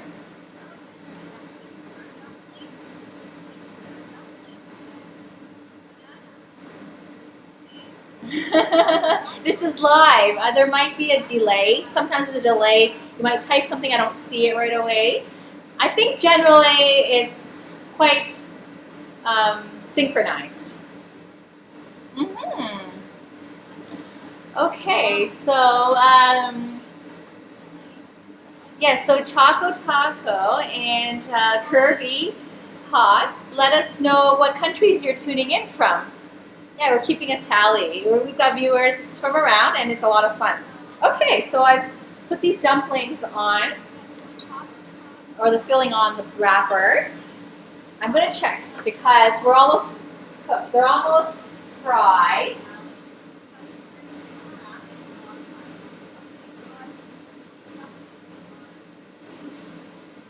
Okay, I'll wait a bit longer, that's fine. And I'm going to apply water on half moon or semicircles around the wrappers. Okay, great. Okay, so I have this question. First time asking this, wondering if anyone might be interested in becoming a future mod. We're considering getting more mods. Not sure what the plan is, but just let us speak up. And yeah, that might be something that's an opportunity to be part of, an opportunity to do more for the be more part of the channel. So. Okay, I'll continue with the chat. Am I going to sing? A lot of casters sing. I did it once yesterday, and it's not in the broadcast or in the past archive. I played it, and the singing part got cut out. I guess the Twitch review team didn't like it, and they cut it out. So yesterday's broadcast was fried rice in a pineapple boat. And the beginning of so I'll do it now, okay? This is a impromptu, so let me get my prop, okay?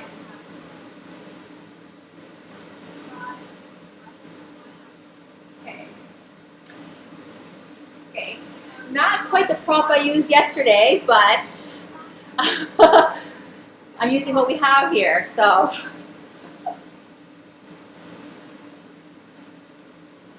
Okay. Get ready for this. I have a pen. I have an apple. Pen, apple. I have a pen. I have pineapple. Pineapple pen. Apple. Pineapple pen. Pen. Pineapple pen. Apple pen, pineapple pen, pineapple, apple pen. There you go. There's my impromptu. That was my little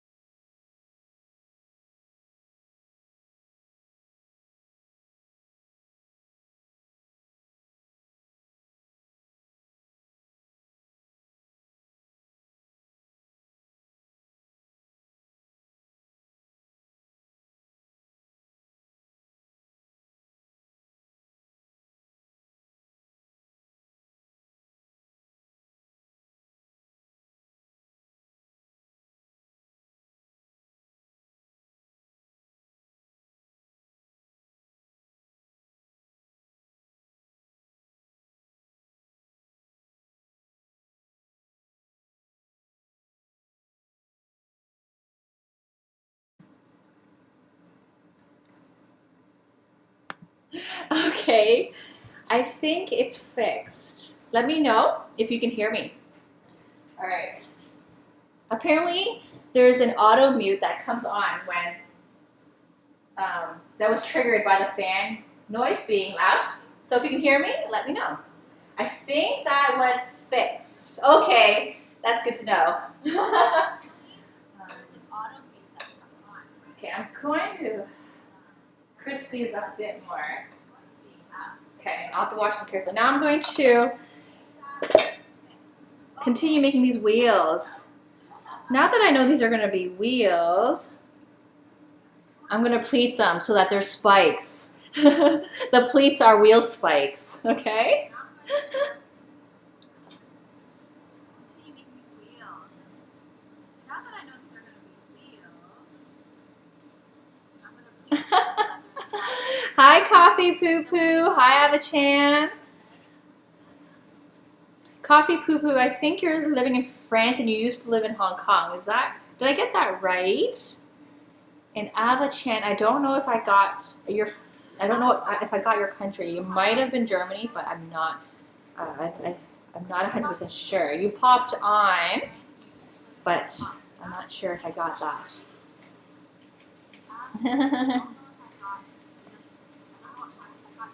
Okay.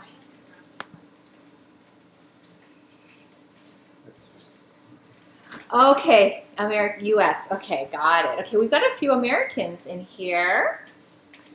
So, I don't know if you're a new viewers or just joining the chat now, but got a lot of countries represented. You wouldn't be dead in Hong Kong. Hong Kong is a very very internationally welcoming place. It really is. My husband felt that way. He went there with me for the first time in May, and he just loved it. Yeah. There's a lot of bilingual signage, easy to get around. Yeah.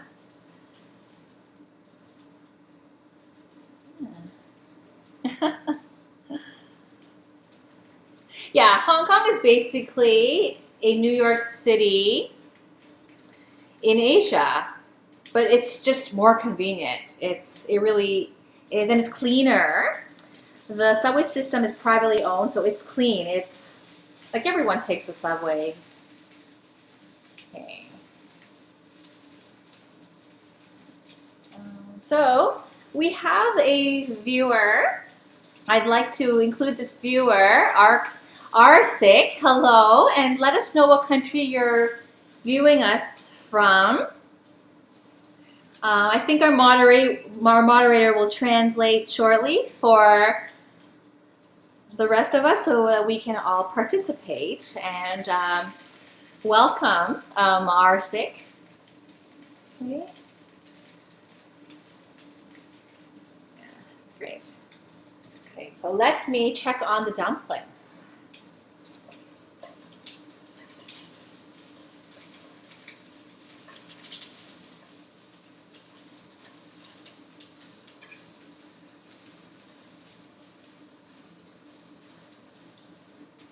They look pretty good.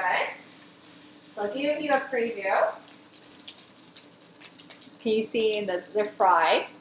They're not very, very brown, but I'm good with that. They've been on the pan for a while. I had them on low just because I'm multitasking and I have my back to the, to the fire. I don't want an accident, so I had it on low. Now let's add our water. I'm going to wash my hands. We've got the meat on it. So I'm going to add about 1 centimeter of water. Fire it up. Yeah, fire it up. Add a centimeter of water. Cover it. And then turn it right off. And it's going to cook naturally.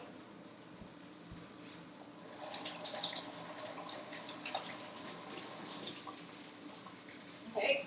I've got some water.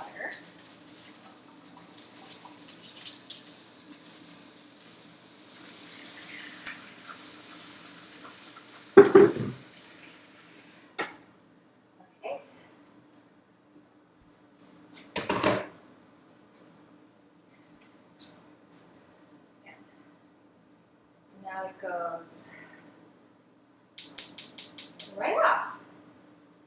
And that's steam cooking. Yeah. I'm not going to open the lid. Okay.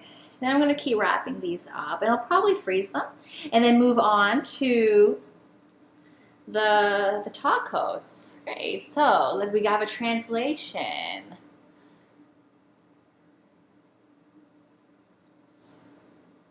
Oh, Belarus. Hello. You make dumplings. Oh, thank you. Thanks for the compliment.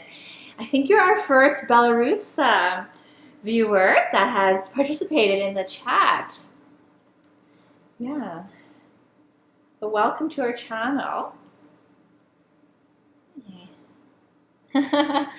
Yeah, a lot of chat about politics, just so long as there's no negative comments, okay?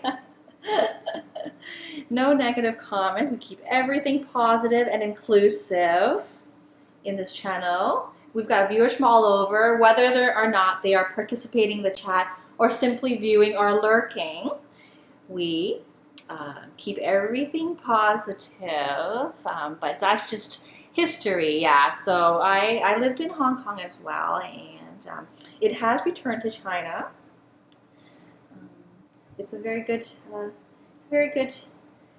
country to live in. Thanks so much for the follow, side wrap. Let us know what country you're tuning in from. Yeah, China's also interesting too. I lived in China for 4 months studying Mandarin. It was fun. It was a lot of fun. So I don't speak negatively about any of those places. So the pan, what kind of pan is this? Good question. Let me see if I can find any label.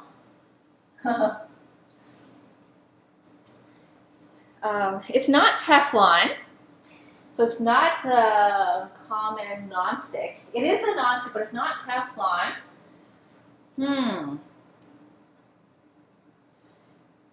It's a Korean.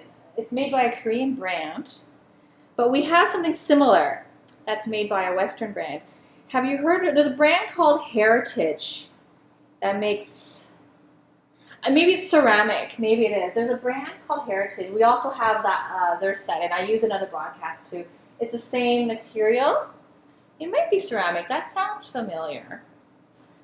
Yeah, but you can use any frying pan. If you use cast iron, you'll have to use a lot of oil because things tend to stick on cast iron. Dumplings are also known as pot stickers, so maybe that's a good thing. Okay.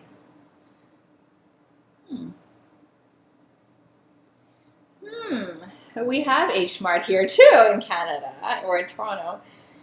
Okay. I'll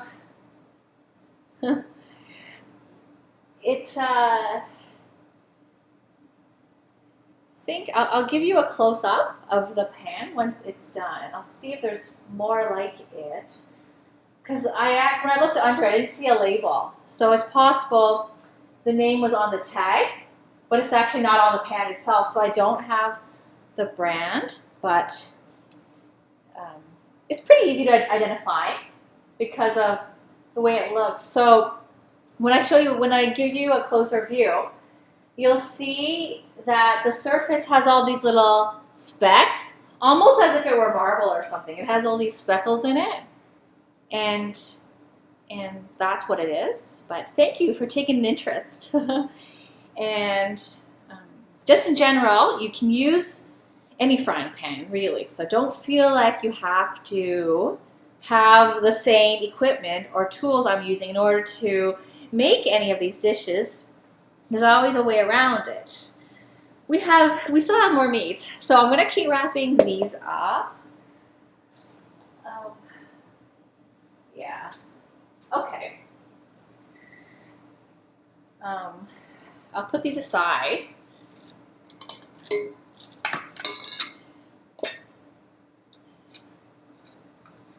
Okay. This is a cooking channel. Stainless steel is difficult. My brother has a Lagostina, and that's the only frying pan. Yes, it's quite difficult. You can still fry with it. I think you need a lot of oil for that. But something non-stick is definitely makes it easier for dumplings or for anything that you have to fry. So this ceramic or non-stick, like a Tefal, would work.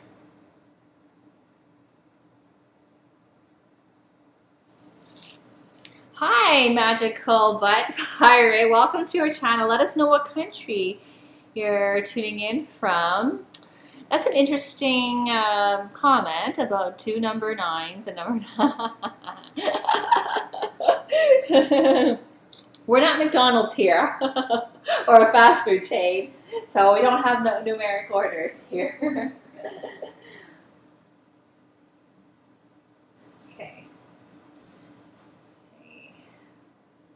I'm going to put this in a bag and just stick it in the freezer. These are going to put in the freezer.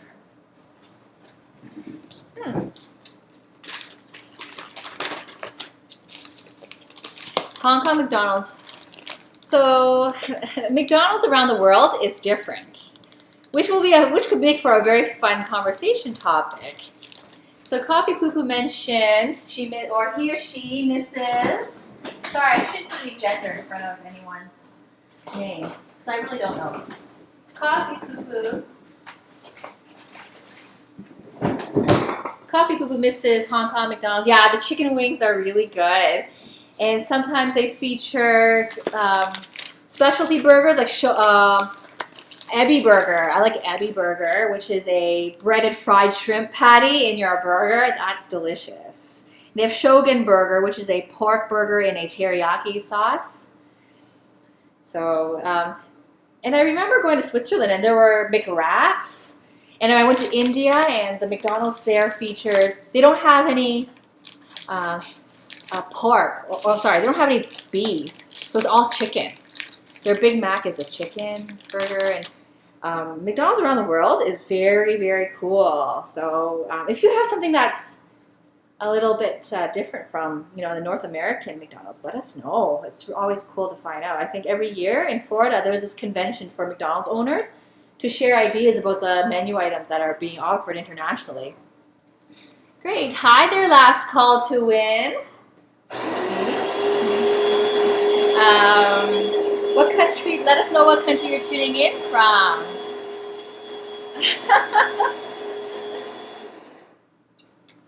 Okay.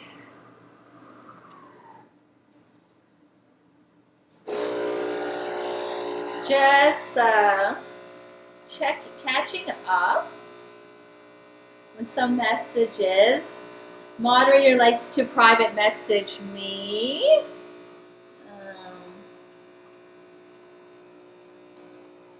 Yes, so we're good. I'm caught up. Okay. Oh, another Swedish viewer. Welcome. Thanks for joining Cook for Fun. And Nexus, what country are you tuning in from? Okay, we're almost, this should be the last batch. Okay. We had a late start because of technical difficulty. We had trouble connecting to a server. So we're using this program called OBS for the streaming.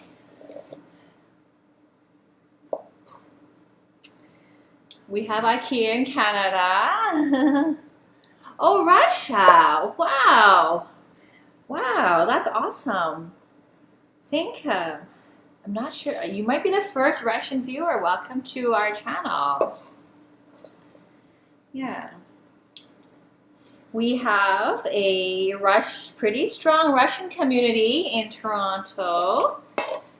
A friend of ours, I know it's not Russia, he introduced us to Georgian food, and we had these delicious flatbreads with topping on them, kind of like pizza. We had that at a Georgian restaurant. I know that's not Russian, but I think they're close by. And our friend speaks Russian. He's from, I think, Uzbekistan. and he speaks Russian. And I'm a major shopper. I use AliExpress a lot, and a lot of the shoppers are from Russia, and they leave their comments in Russian, and it gets translated in English. So I've benefited from the feedback from the Russian community on some of the products I buy. Anyway, that's a bit of an off topic.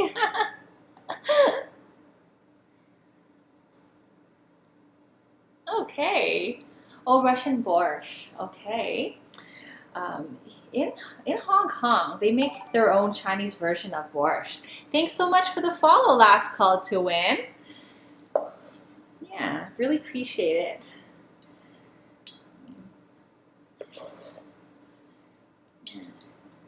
Yeah, borscht soup is really good. And that can be made vegetarian too. I find that you don't need to have the meat stock for borscht soup. It's quite flavorful with the tomato and cabbage and the onion and carrot. It's almost more of a vegetable soup than it is a meat soup, so that's a good vegetarian. That's to our viewer earlier, Avachan, yeah. Okay.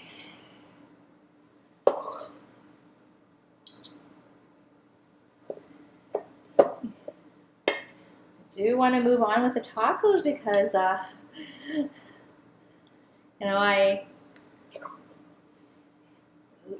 want to make sure the viewers are engaged. The longer this takes, it might not be as interesting, and you want to see the final result. You don't want to see me prepping for the whole show, so I do, be mindful of techniques to do things faster. Yeah.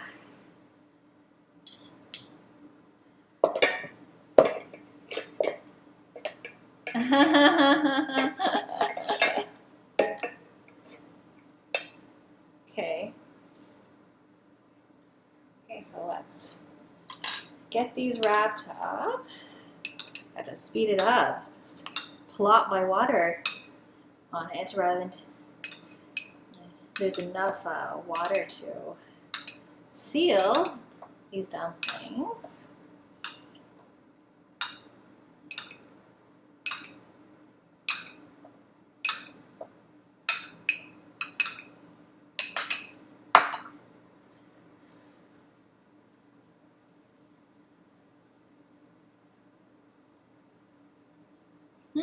Okay. I don't know too much about cars, but I'm learning.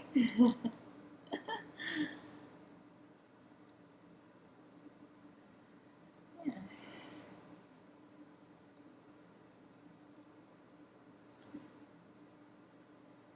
So Avachan, what are some favorite vegetarian dishes that you like?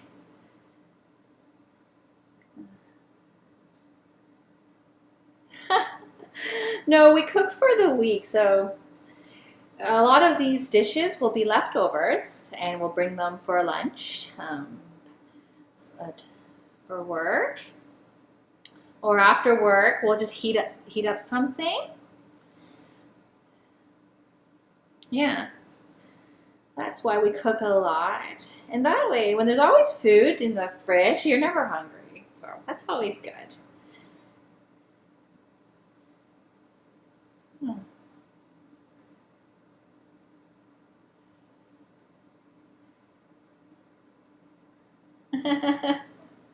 Oh, thank you.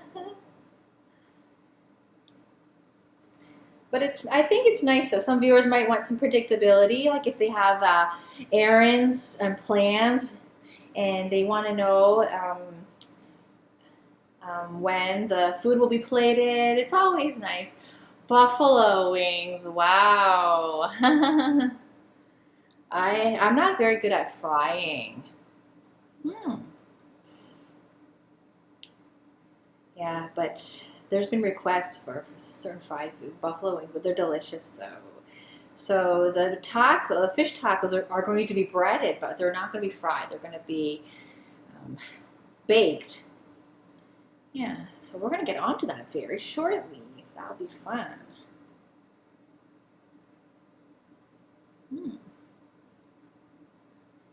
I have not made adobo. I've tried it. We actually have adobo, uh, adobo chipotle chilies in the fridge. That's common in Canada. Canned adobo chili, chilies, chipotle chilies. But that's a very popular Filipino dish. Adobo pork, but we do have Filipino restaurants here. And I saw a recipe for that. It's vinegar and soy sauce. Those are like the main ingredients. Has a lot of vinegar content in it. Huh.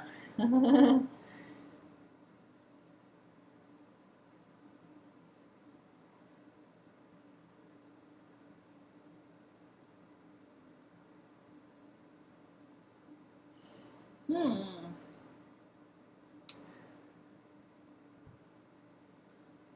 Omelets are good. Eggs are always good. Yeah. I like making scrambled egg and easy over egg. I like it for easy over eggs. I like when the yolk there is runny and it oozes over like rice or whatever I'm eating it with, or bread.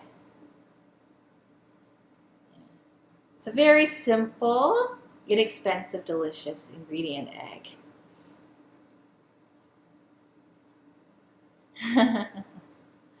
Almost done. We actually have like meat for 3 more dumplings in the pan.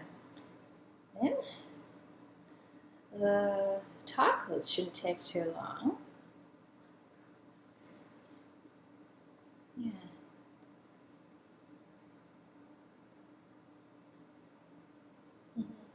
Okay.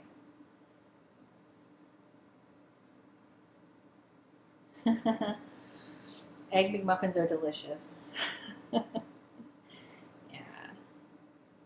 Easy to make too. They're expensive. I think they're expensive. They're pretty pricey, given the ingredients used. Almost done. I think we've got maybe 4 dumplings left. And then I'm going to move on to the fish tacos. Fish tacos are my husband's recipe. He just bakes his tilapia. Breads and bakes his tilapia. A little extra here. Okay. All right, almost done.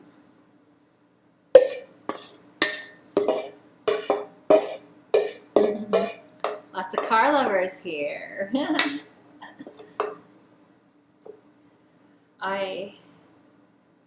I would like a Tesla. I really like how it's got the autopilot feature. And I saw a YouTube video, maybe it's not YouTube, a video showing its emergency brakes working. It actually detecting an accident up ahead, and the car automatically stopped on its own, while the car in front of it, that wasn't a Tesla, hit the car that was in an accident because it couldn't stop in time. It was so abrupt that this happened. So very interesting, very excited about the Tesla. Yeah.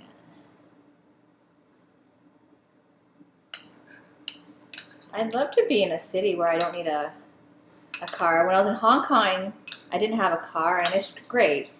The city is set up so that people can get by with the public transportation. Wow, 3 cars. We have our little friend walking around. Once my hands are done with these dumplings, I'll get him to say hi. So some of the new viewers haven't met Winston. Winston, if you stick around, you might get a little treat.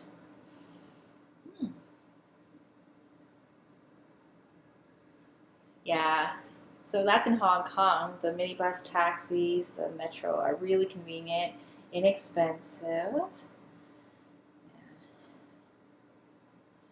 So for the fish taco, we're gonna use tilapia fish. It's a white fish, but yeah, it's one of my husband's favorite fish. He bought that yesterday. The original plan was to bake a chicken, but he came home with some refrigerated tilapia. We can't let it go bad. I don't want to freeze it, so the menu got changed too. We have one car. It's a Volkswagen. Yeah, just one car. Okay, going to put the other side. And I haven't lifted up the dumplings yet. I'm gonna lift them up later. It's gonna be a mystery, keep you in suspense while other things are being made.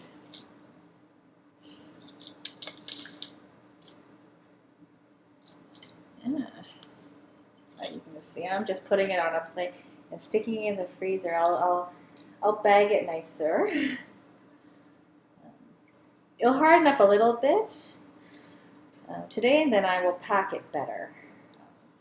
Yeah, this is just for preserving it in the short time, in the short run. I know you can smell the pork on my hands. Yes, you do. Our little friend is going to come say hi shortly.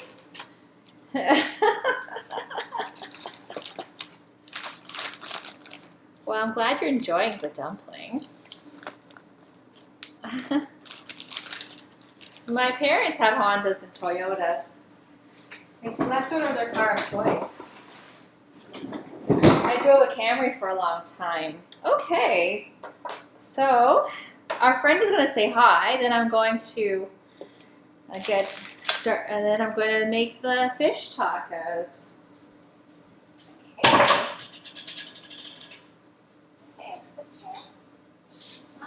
Say hi to everyone. Okay. Hey. Sit. Oh, he's too excited. He smells all the food smells. This is Winston. He says hello, but yeah. Can you look? I don't have any meat here. I'm just faking it. Look at the camera, Winston. Yeah.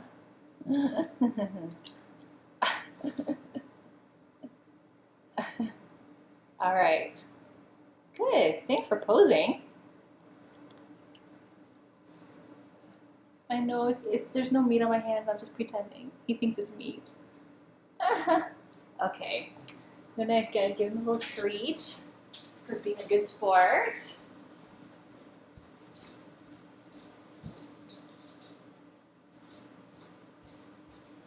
I wonder if I can show. You can see him jumping. Okay, look at the small camera. I don't know. I'll try to. I've got stuff in the way. If you can see him jumping here. Look at that. His paws are reaching the table. Can you see him? You can see him a little bit. Ah, okay. Yummy. There you go. Okay.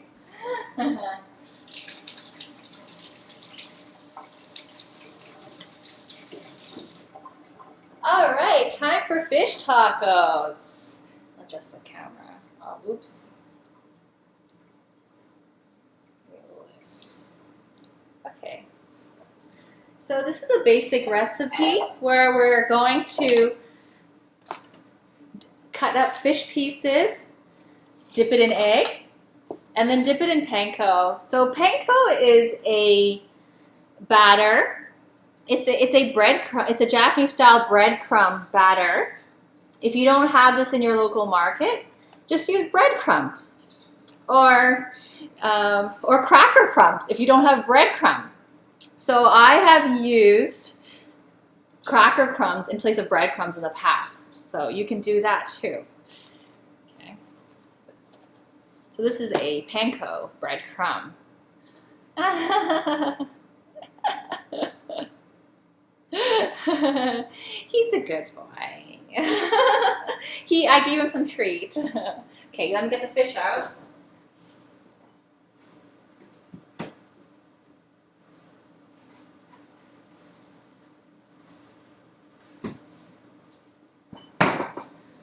I'm going to preheat our oven to 350.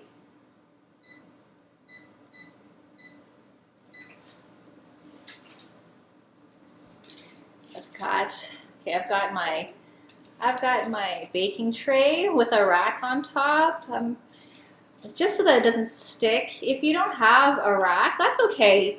Just to make sure you oil your surface so that it doesn't stick.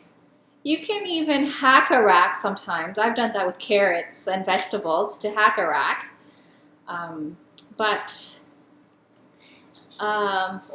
Putting oil on the surface works fine. And in fact, this rack, this is a tray from a toaster oven that my parents no longer use. It broke, but they didn't throw out the tray. So this is our rack, just from an old toaster oven. Okay, so I'm going to grab our board again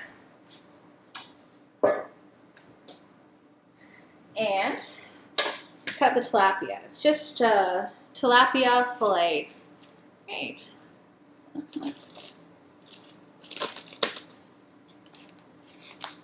Okay.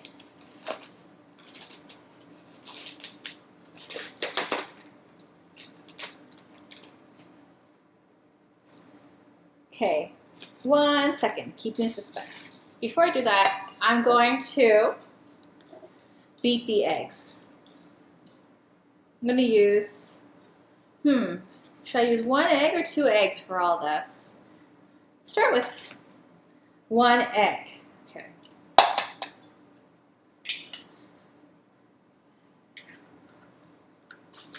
Okay, and I'm just going to beat it. And I use my chopsticks to beat it, but you don't have to. You can use your fork or your whisk. And just like, yeah. That's pretty beat, I guess. The fish, yes, the fish has already been filleted. And I'm going to get another bowl to put the panko in. This is more like a plate. It's a little wet. Let me dry it. Okay.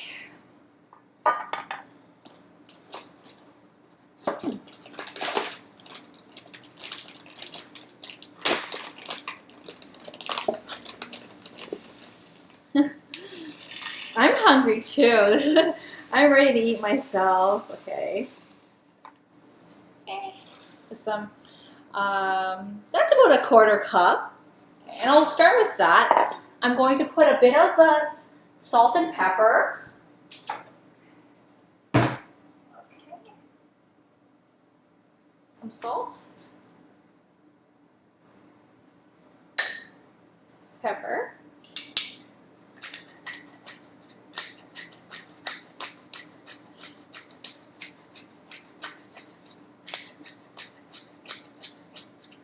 I like it.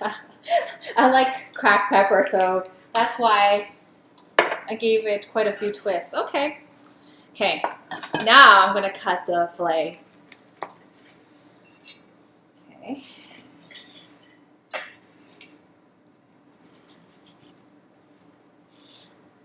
Okay. So it looks like.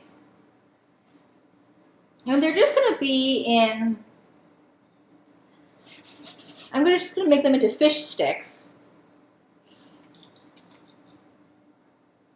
I'm wondering if I should go against grain or with the grain for the fish. Or I can do diagonal, so there's no. So I've got a bit of both. I'm going to go with the grain. That probably makes it more stable. Okay. So I'm just going to cut fish fingers against the grain. Ah, okay. Thanks for the tip. I'll try that. Okay, against the grain. Okay.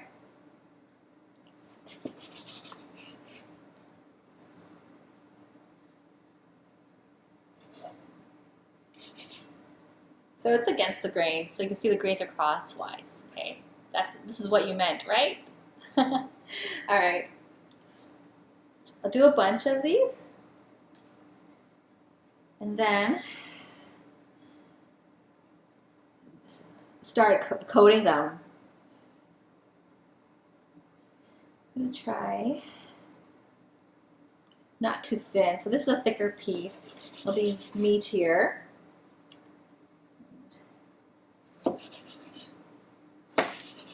Okay. So I've got a bunch here. I'm going to put them all in the egg.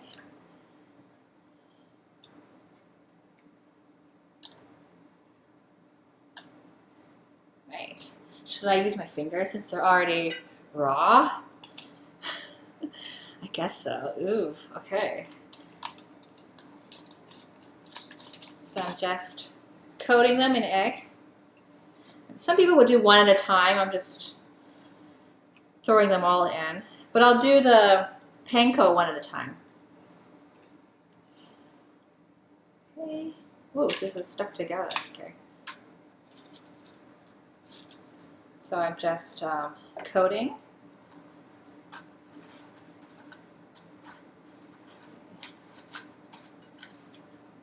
So the panko breadcrumb is a coarser breadcrumb. It's not quite as fine as other breadcrumb. It's got larger pieces. And I think they've been pre-fried. They don't look like breadcrumbs that you get at the bottom of your bread loaf bag. Oh, I wonder if you can see. Okay, move this a bit back. I seasoned it with salt and pepper. That's it. Okay, 1 second. I want you to see this.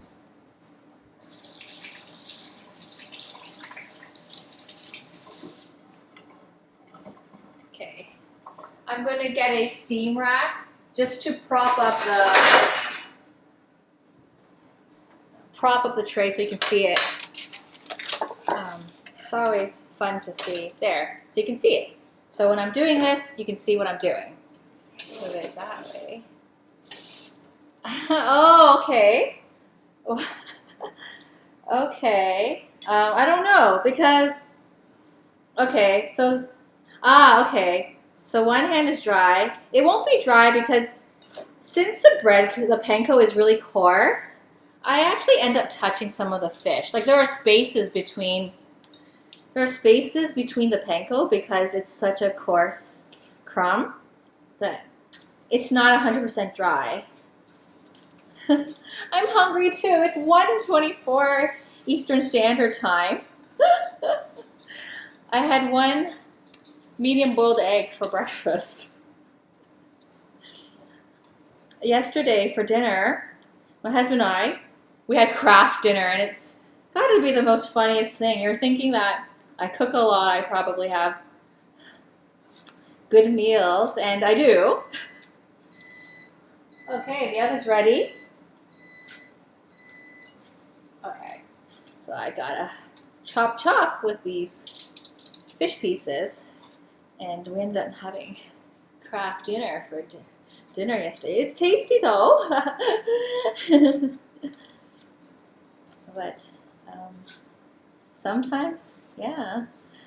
But we still made it at home. We didn't go out to a restaurant. We try to avoid that. We find that by being regular about eating home cooked food, we've been able to save more time, save more money, and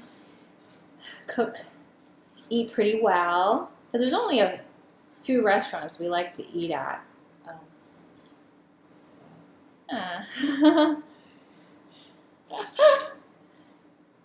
Would you guys be interested in a cook-along where in advance I can post what we're making, all the ingredients, how much to buy, and those who want to participate can join in, and we can actually cook along and make the same thing at the same time. And I could list out alternatives for ingredients that might not be easy to find in your markets. That's, yeah.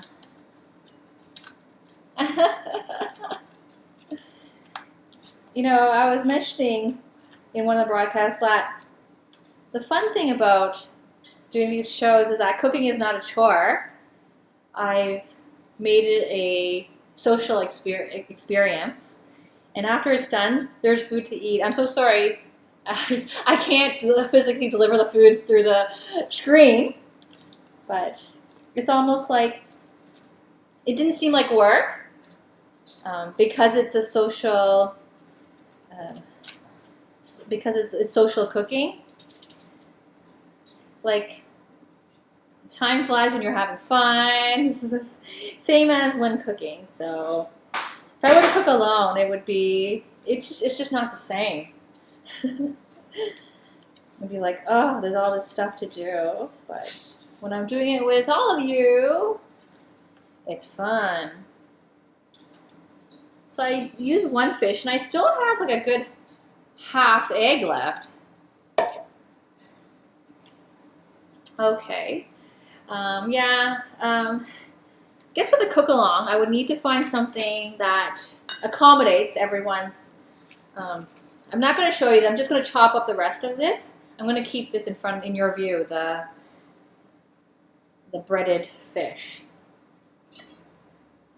There. Okay.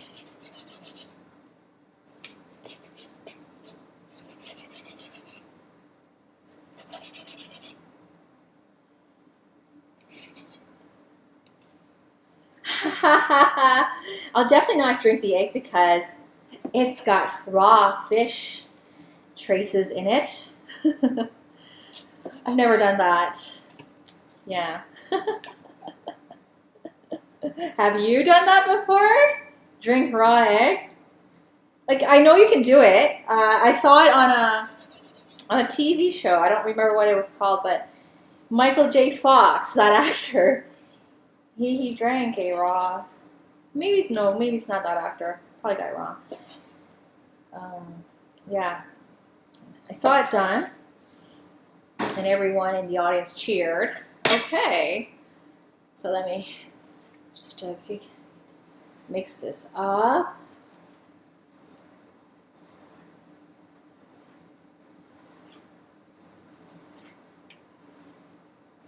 Okay, that's good. And I can put this cutting board and knife in the sink. It's got all this raw fish on it. Wash my hands.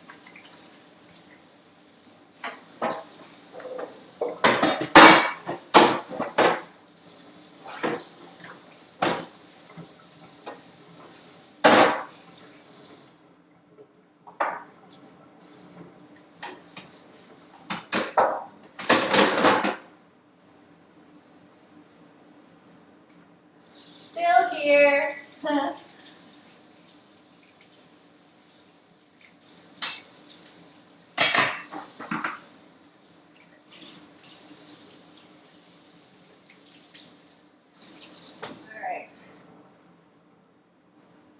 I'm going to dry this by the stove.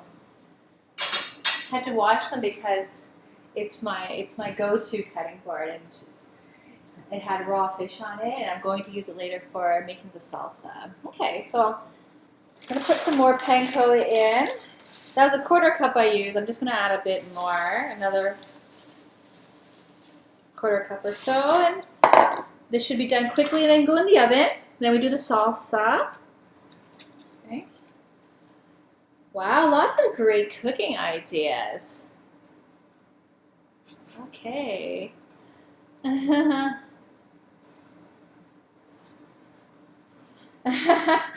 You tried drinking egg, eh? Wow, you're brave. Oh, you put a raw egg over rice. Okay, that is cool. I've tried that before. When the rice is nice and hot, and then you mix it quickly, some of the egg starts to cook, but it won't cook 100%. So you still have a bit of runniness. It's almost like scrambled egg, where you might have some runny egg liquid. Yeah. Tamago gohan. Okay. That's what it's called, having raw egg over the rice. Wow, you eat a lot of international foods. Did this come from that book you got for your birthday? with all kinds of international foods. And you're in Netherlands too, so you must be really into cooking to have explored quite a bit outside. Yeah.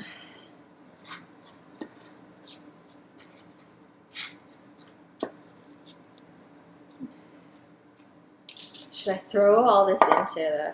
I'm going to sprinkle more panko in. Okay. Yeah, that speeds it up.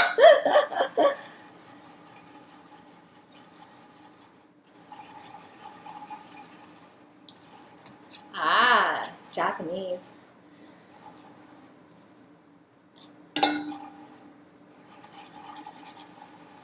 Japanese food is really good. When I was in Japan, we had good sushi, of course, but we had a lot of other good dishes too. Delicious ramen, of course. Ramen are noodles. If some of the viewers don't know, there's a lot of good videos too on YouTube on people making ramen. It's quite an art to making it. That was a lot faster, just shaking it in the plate. I mean, I guess that's how shake and bake gets its idea. I should have, if it's a tried, true, and tested method, I guess I should have just done that. Dipping it one by one was a bit inefficient compared to this other method. Like, I'm almost done here. Ah, okay. So what dish will you make for your cheat day?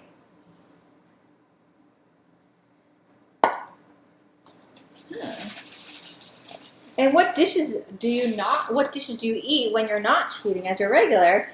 Maybe those could be elevated to something you like. Hi, Lana, Nana, Blue. Thank you so much for joining. Please let us know what country you're tuning in from. Right. Okay. This is so much faster. Shake and then bake. So much faster. Oh gosh.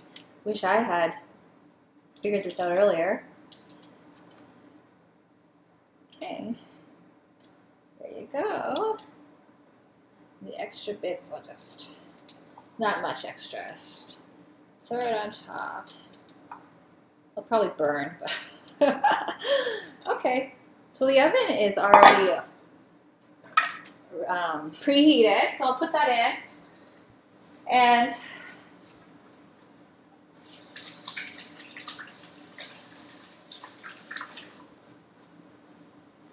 we also have some store-bought taco shells, which we will wrap in tin foil and put that in.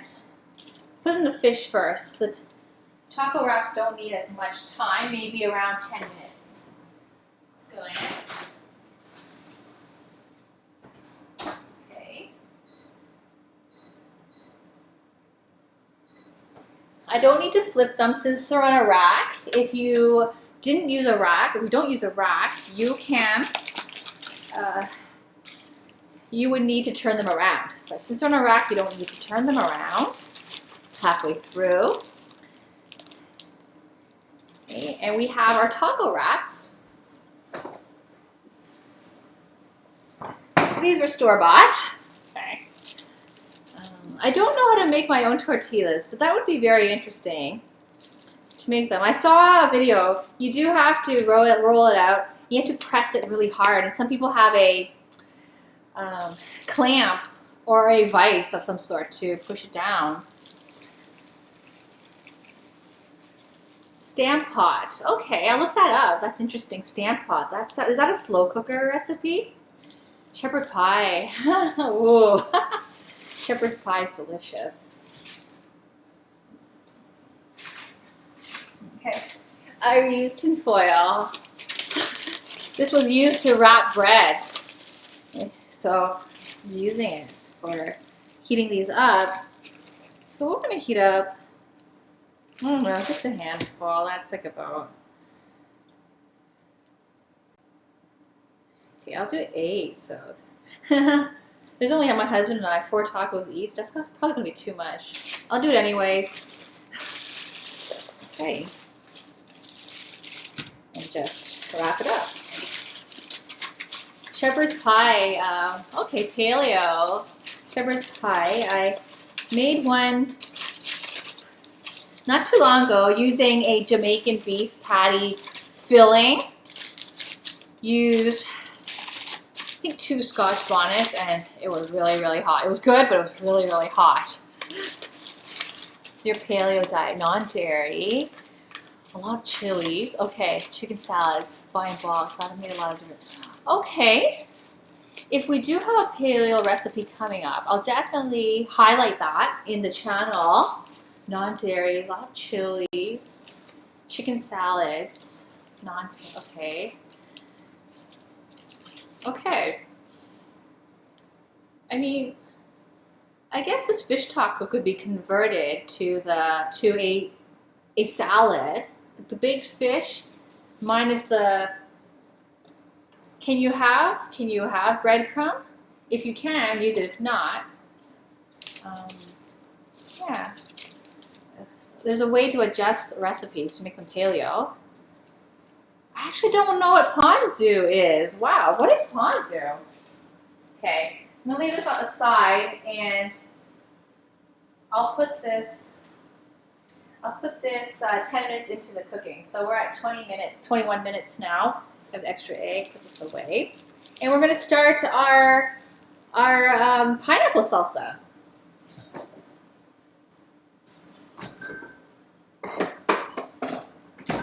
Okay.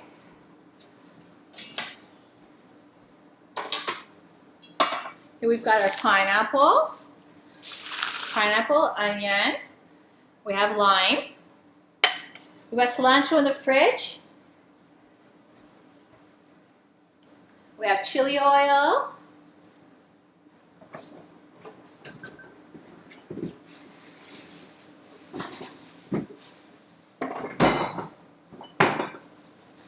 Okay, and salt, pepper. Okay, I did not wash the cilantro yet, so I'm going to quickly soak it. But come back to that later, and it'll be nice and clean. I don't want to overdo it. I'm just going to do 1 tomato for now. We tend to overcook, so, and it's quite perishable. Okay, Stamp pot Dutch style. Okay. That sounds delicious. Okay. That's like a shepherd's pie in a way.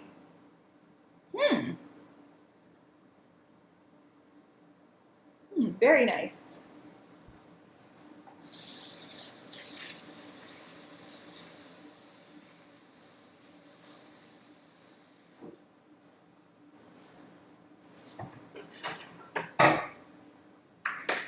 Okay, I can actually turn off the fan.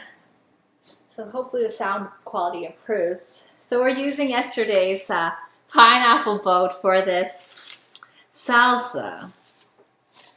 Okay. And I can just attack it. I can just cut it. Yeah. I'll cut the walls off of this boat. Might need to sharpen this knife. Okay. We have a dark spot that needs to be removed.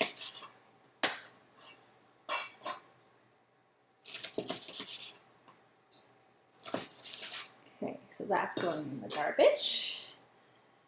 Okay. Okay, so I'm going to switch to a smaller knife because I'm working with detail now. Okay, get this pan for pineapple.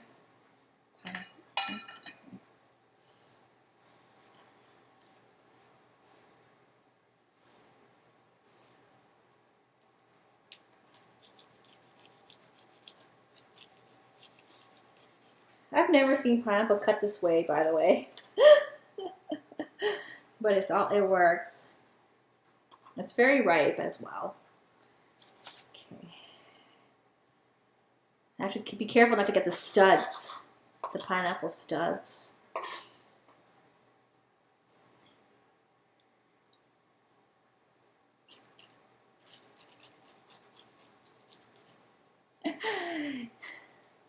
Mm-hmm. Yep, pineapple salsa time. Queen. I'm no queen.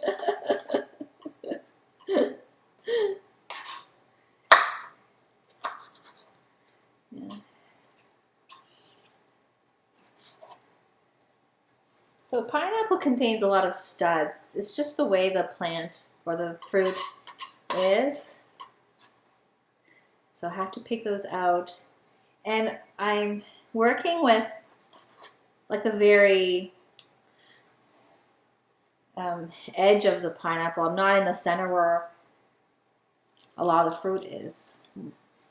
The main fruit is, so just have to be careful to get the studs out. I mean, if they're small, they won't harm you if you eat them. It's just they're a little bit tough. Like sometimes I have a couple pieces of the stud in there, just little bits, like the size of a crumb, but you can barely notice it, so not a big deal. That's actually a decent amount of pineapple. That might work. Yeah, keep it easy. I don't have to make it all, and then probably with any leftover fish, we'll just make a fresh salsa tomorrow.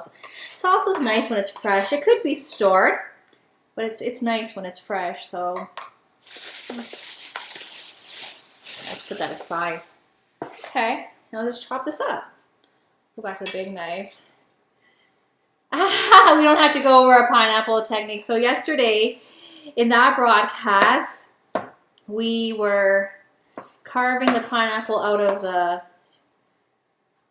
shell, I guess. And there was a lot of engineering science, food engineering science, just to accomplish that mission. As you can see, when I showed you the pineapple, it had all four sides to it. 3 sides were natural shell, and 1 side was a pineapple wall. So we had to literally scoop it out, but the knife wouldn't work. We had to cut it out without the benefit of a, sharp,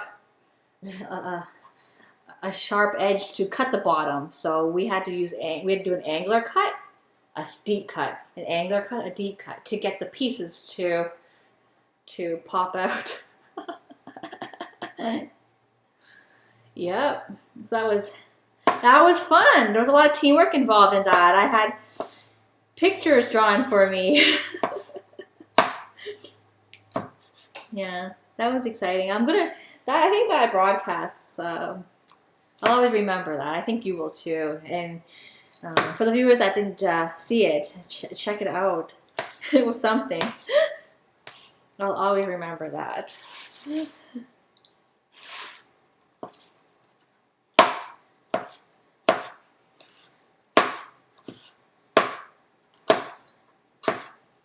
Okay, so that's all I'm going to use. It's quite a lot of pineapple.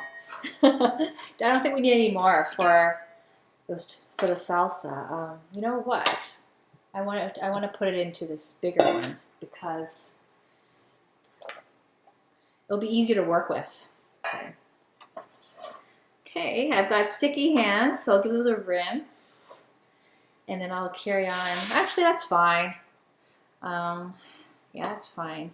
Tomatoes clean. I'll just keep cutting. It was a lot of fun, and it wasn't planned. It was just like, let's turn this pineapple into a boat. Let's add a sail. Let's add people on it. The crown will be the lighthouse. That was cool. That was really, really cool. And someone decided to add a cannon, cannon on the boat. I didn't want there to be war, so I thought the boat could be interpreted as a ship, or it could be a cruise, so that cannon could be a telescope. Just a very generic cannon, like feature. That could be a telescope or a Canon. I'm just dicing up these tomatoes. And I was showing earlier, I always make sure my fingers are on the right side of the blade, so don't be scared. More likely to have injury if I use a smaller knife. The weight of it helps me keep things steady. It's just a preference, but you can use any knife, and I just like how I can scoop it up. That's one tomato. That's actually a lot of salsa right there. Okay. Now for the onion. I'm gonna get peel everywhere. He liked it very much. Yeah. Yeah. The rice was so-so. It was definitely elevated with the pineapple. It was a presentation though that was fun. We even sent a picture to parents-in-law. They loved it. They said it was really creative. Yeah. That was cool. Yep, that's right. Yeah, I curl it. Yeah. You'll see when I start dicing it, I curl it. And then the knuckles act as a stopper, right, as resistance, so that, you know, I have to tap my knuckles before I actually blade down, so, you know, it warns the finger pads that a blade is coming by. Like, yeah. Yeah. I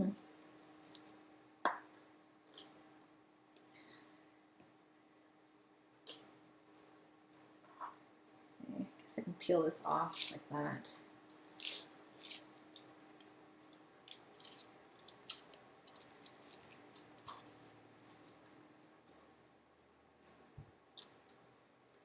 So we've got 11 minutes left for the fish. We're making good time. I'm sure the dumplings are ready. Haven't touched the lid. Okay. Okay, we're gonna dice these up. I'm gonna start with the easier one. So, yeah, so my fingers are curled, so they act as a stopper. The knuckles act as a stopper. Oops, okay. Good thing my knuckles were there to watch that. Okay. Okay.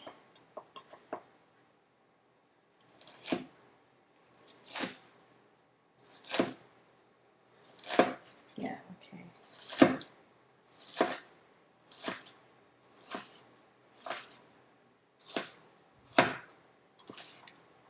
I'm using red onion, but you can use yellow onion. I actually prefer yellow onion. I like the sharper taste. My husband likes the lighter taste of red onion.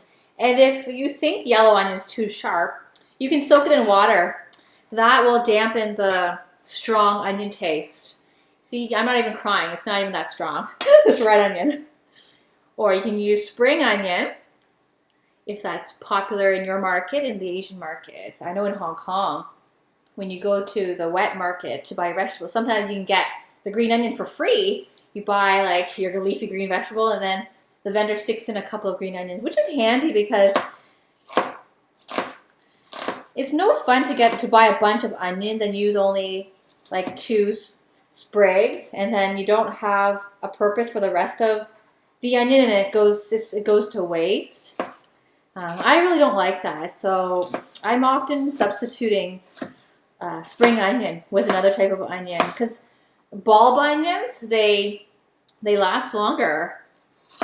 Green onions do not. I mean, you can preserve it. You can help lengthen its life or prevent it from drying by putting it in water, like putting the roots in water and then putting it in the fridge.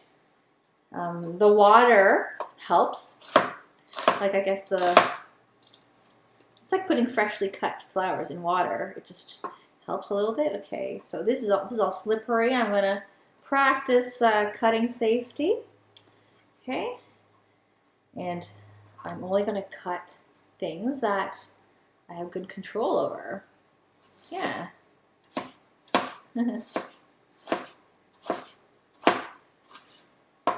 Okay.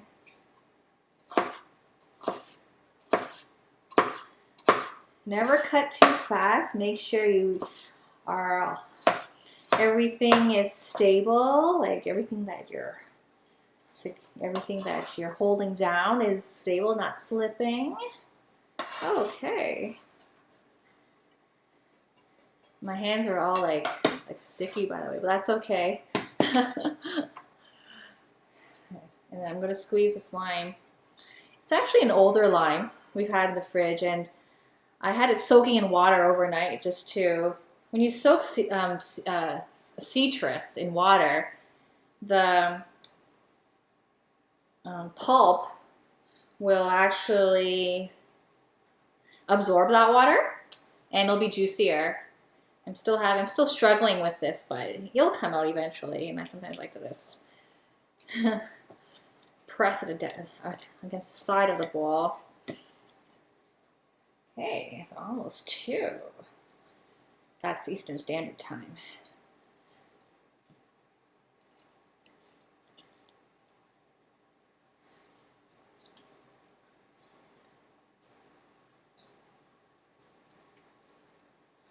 Yeah.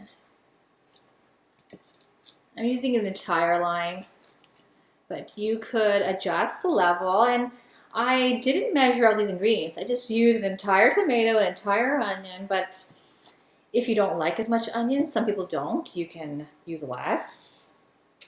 You could, it's kind of like, salsa's kind of like a salad. It's kind of like a salad. Right? So you can adjust the ingredients amount very easily.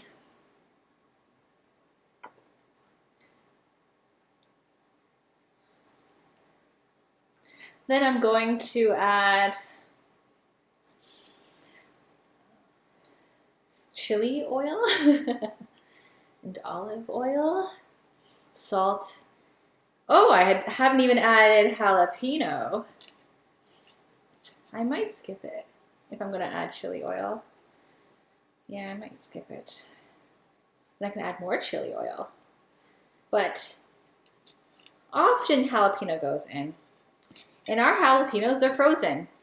Often in the supermarket, they come in a pack of like around 10 or 8. And most recipes don't call for that many jalapenos, maybe a single jalapeno or 2 jalapenos. And what do you do with the rest? Don't let them spoil, so we freeze them. We use frozen jalapeno. We've got other peppers too. We've got serrano and Scotch bonnets, which are deadly. We've got chili pepper. Yeah, you know what? I'm going to put it in. I want that texture of jalapeno in it, so I'm going to put a jalapeno in. And I have some cilantro in water. I'm just going to put in a colander so it starts to drip. Okay. Yeah, so here's our cilantro's drip. It's just going to go on the counter. And, okay, I'm going to wash my hands now, so I'm going to open the fridge.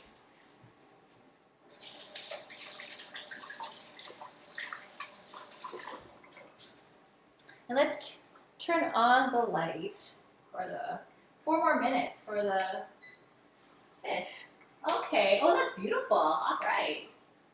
Okay.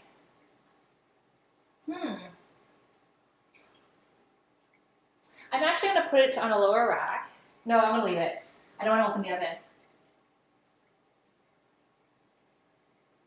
That looks good. Okay. And get my jalapeno.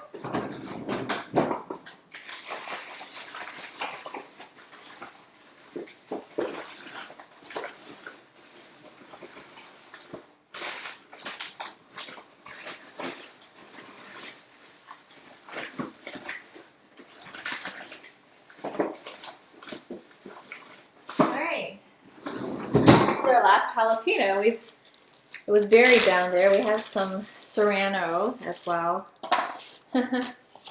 It's frozen. So I'll work on the cilantro first. It just needs, yeah, we eat the jalapenos. It goes right into the salsa. including the seeds.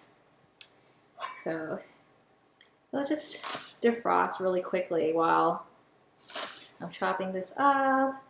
Then I'll add in some chili oil, not too much since we've got jalapeno, some olive oil, salt and pepper.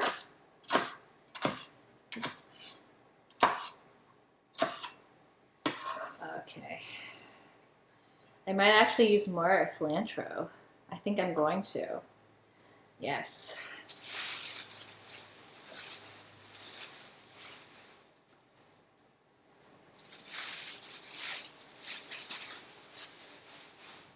Need to balance out the other ingredients.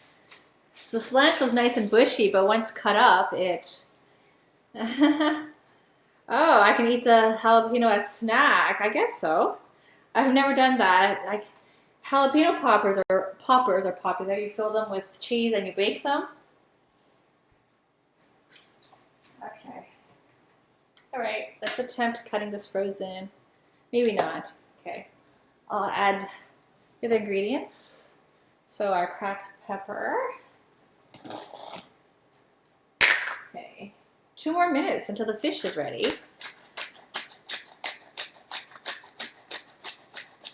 Okay. Just a pinch of salt.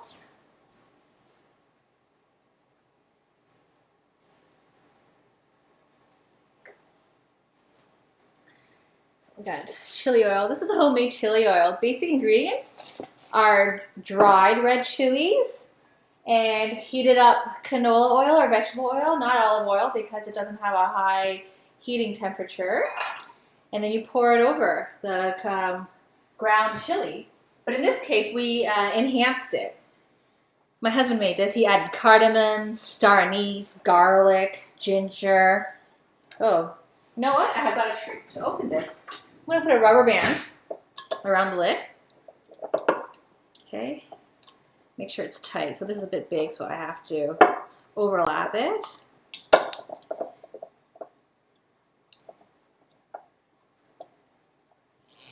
Is there something on my floor? This bag fell. I think it's from the jalapeno. Thanks for noting that. Okay, still not working, so I'll get another rubber band. I'll put it on the base. So together it should work. Oh, there you go. Magic. Okay. Just going to get a clean spoon. Won't go crazy with this as we have a jalapeno. Give it a little mix. Maybe about only 1 teaspoon. I'm going to measure with my eyes. 1 teaspoon. It's going to, yeah, just about 1 teaspoon. Stick it in. Okay. That's it.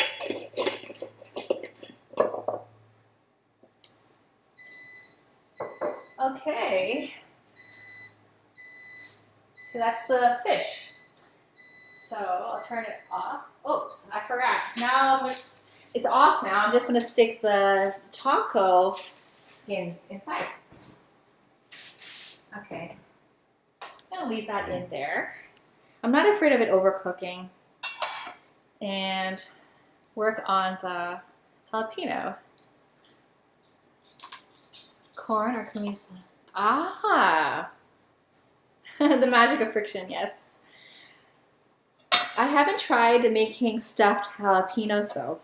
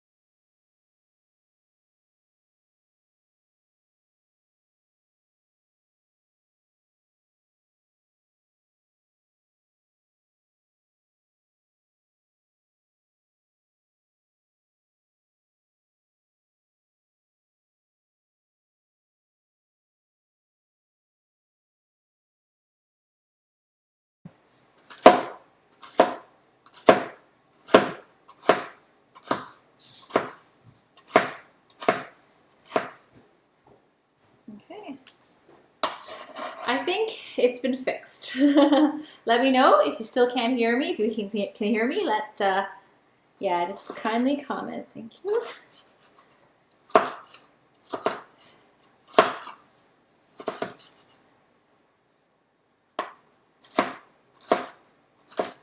Okay, great. Thank you.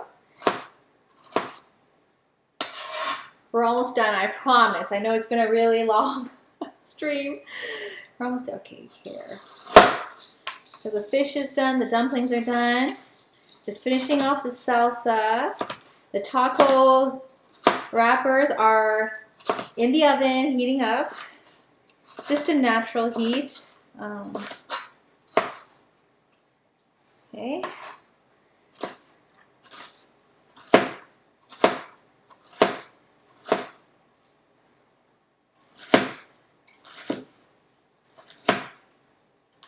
If we do this train, this fish taco train with dumpling wheels, how do you think the tacos can stay upright without falling?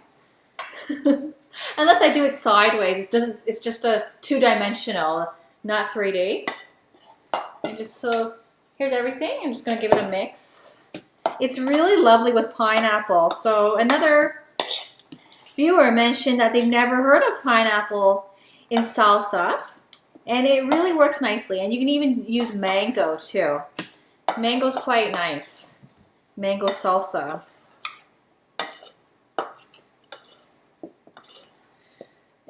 So this is my husband's recipe. When we were dating, one of the dishes he made was fish taco with pineapple salsa. So this is his recipe, but this is pineapple instead, which is also very tasty. Okay, and I still have some cilantro, so I'll grab those and we're good.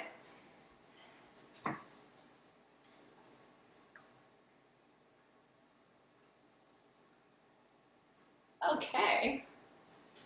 Almost there. Thanks for your patience.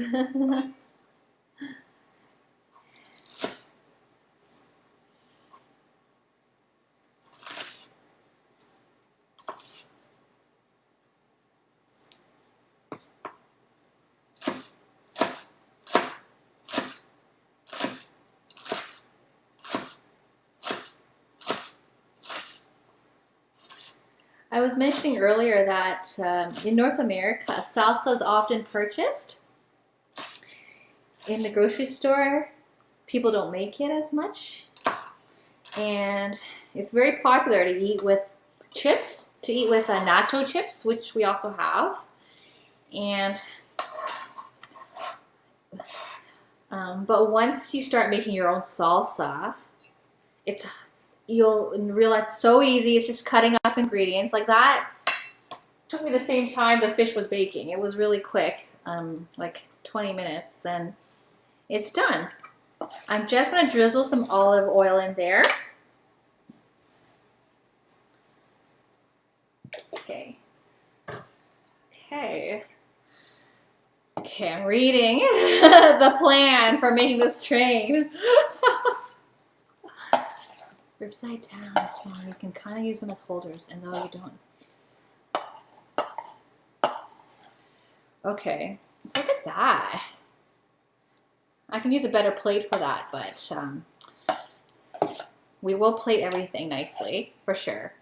For sure. So everything goes in the sink, and we're ready to make this train. So let's watch it happen.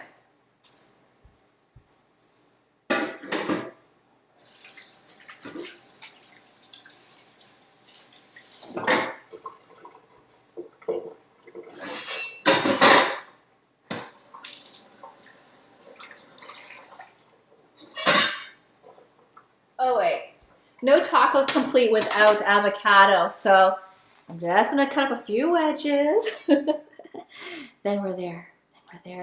I'm just stalling. I'm kind of worried that the wrappers aren't warm enough, but they should be, because the oven was at 350. That's pretty hot, and then while it's cooling down, it doesn't cool down that quickly. So it should be warm enough for the purpose of heating up the wrappers. Okay. Put this on this plate. I always have to have a lot of bowls and utensils ready when streaming, so I don't have to get up and reach for them. Okay. Yeah. We love avocado. Avocado. When I was living in Hong Kong, the avocados that I bought, they were imported from Mexico. Oh, hi, Rikanu. You got your sink. Congratulations. Thanks for stopping by. Rikanu is a fellow cooking streamer, so do check out his channel. He streams regularly, Monday to Friday, so he's got a lot of content. And follow him if you like what you see. Okay, that's exciting. Yeah, I'm sure you've been waiting for long for that. Every time there is a home improvement and you're making do without something for a while, it's hard. Yeah. So we're just finishing off these fish tacos. We're ready to plate and create this taco train. Wow, okay.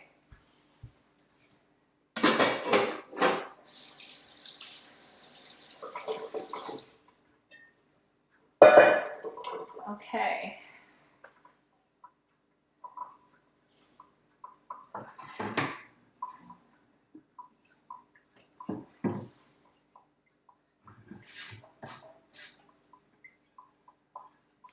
Okay, we're using the other side of this board because the other side was for dumplings. So this side is pretty clean. Okay, okay. We are ready. Are you ready? You're very welcome, Rikanu. Okay. So,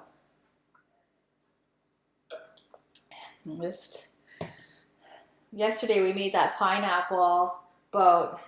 Now we're doing a fish taco train with dumplings as wheels, so check it out. Okay. I'm gonna get our dumplings. Okay. So here's our dumplings. Here's a close-up. Okay. There you go. And we're gonna grab some to make the wheels. I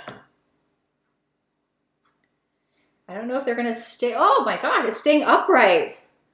We've got a wheel, but I don't know if the taco will stay on it. We might actually have the taco resting on the board with the wheels on the sides. Okay, so we might not exactly elevate the taco with the wheel, but that's pretty good. Okay. Okay, so one of these are falling. I mean, dumplings don't usually stay upright like that, so I'm pretty surprised that it's actually happening. Okay. Not at all. But this is my show. If I want to play with the food, I'm going to go right ahead. This is the fifth wheel. Yeah, the fifth wheel. Okay. But we had so much fun making the boat yesterday. It was totally not unplanned. And then we got the idea that we can make this train. Okay. Okay. Now for the fish tacos. Okay.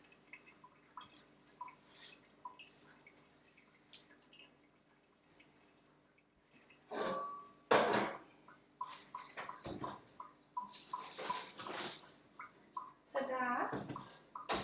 Okay. Here you go. I'm going to use the small pieces just in case the big ones aren't cooked, just for the purpose of this presentation. And we will, after the show, figure out if the others were cooked. But yeah, the small pieces are nice. Okay. Oh, and the wrappers.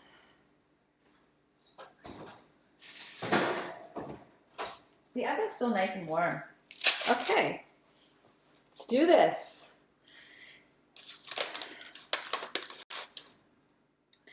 We do have a nice plate. We like to use our nice plate. Okay. Gotta be careful. Okay.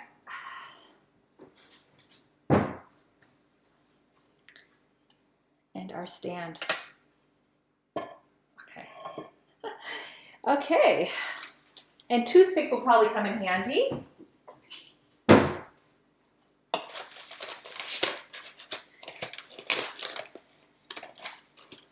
Okay. So we're gonna make these tacos.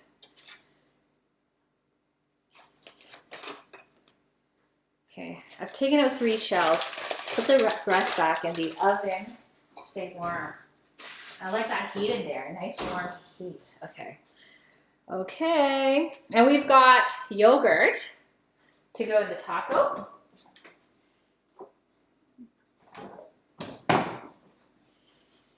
Okay. Let's do this. Some yogurt. We often put sour cream in our taco, but my husband doesn't like sour cream, so our substitute is yogurt. Thanks so much for the follow. I can read those first two Chinese characters. It says Zhongshan or Zhongshan, Zhongshan. That's and then the last word I couldn't read that. That's an area in China, Zhongshan. So thank you and welcome to our channel. Thanks for the follow. Let us know what country you're tuning in from. I know that there are Chinese characters in your name, but it doesn't mean that you're there. Okay, so let's put our fish in the taco. We're gonna put fish in the taco. We're gonna top it with our pineapple salsa, avocado, and yogurt.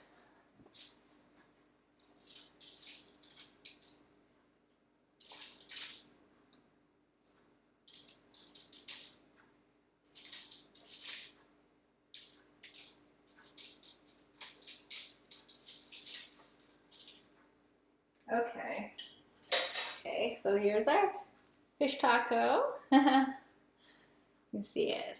Okay, it looks pretty plain, so we're gonna add our ingredients on top. Cut up this avocado wedge.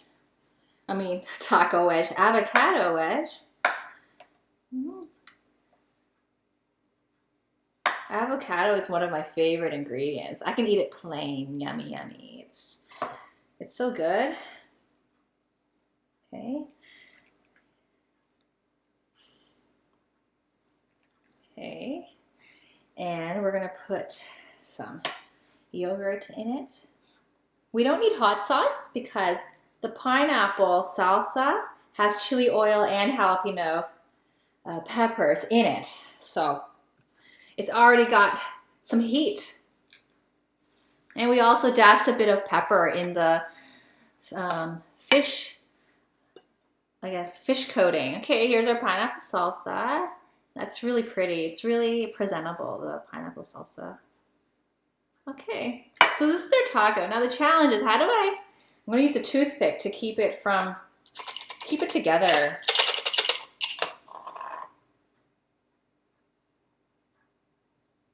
And it's overflowing, which always looks good. There you go. Good toothpick. Let's see if I'll need multiple. Ooh, that isn't staying together. I need like stoppers on either end of the toothpicks to keep her from opening up. This is tricky, but I find that with the second toothpick, it's helped. So I'll just keep doing that. That seems to work. This is funny though. I'll just keep jabbing toothpicks in there. Yeah, it is overflowing. Yeah, there's no cheese in here, but that's okay.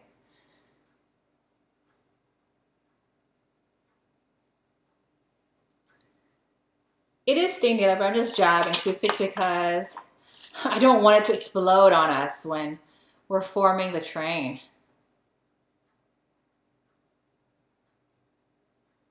Okay, so let's get our wheels. Maybe I need to put out a diagonal. Okay, and I'll move it a bit because of that events bar to the right of your screen. So here's a wheel. Actually, this side has more brown on it, so it's prettier. I don't think we can boost the train up. Like it's, oh, okay. Ah, there. Is this a train? And then we've got a fifth wheel back here. Looks like it's missing something. So here's the front view. It's a car. It's not really a train. I mean, I could put a second taco. Yeah, I'll put a second taco. Hello. Thanks for your comment. I can read the first two Chinese character. In Mandarin is Zhongshan. Zhongshan. That means center island. The first character is center in Chinese. The second character is mountain. Or okay, center mountain. The third character, I don't know what that says. And the first two characters means ni hao. It means how are you? It says, I think it says you cook good food or delicious food. I think that's what it says. I want to eat it. Thank you. Oh, thank you very much for the compliment. That's 4 months of Mandarin training for me. There you go. Oh, I translated correctly. Well, thanks for the follow-up translation, moderator. Thank you, and welcome to the channel. Yeah, we have viewers from around the world, so it's very nice to see, and thanks so much for joining. Okay, I'm going to add another cart to this train because you can't have just one car in the train. So we have another taco. Okay, there's a fish on it.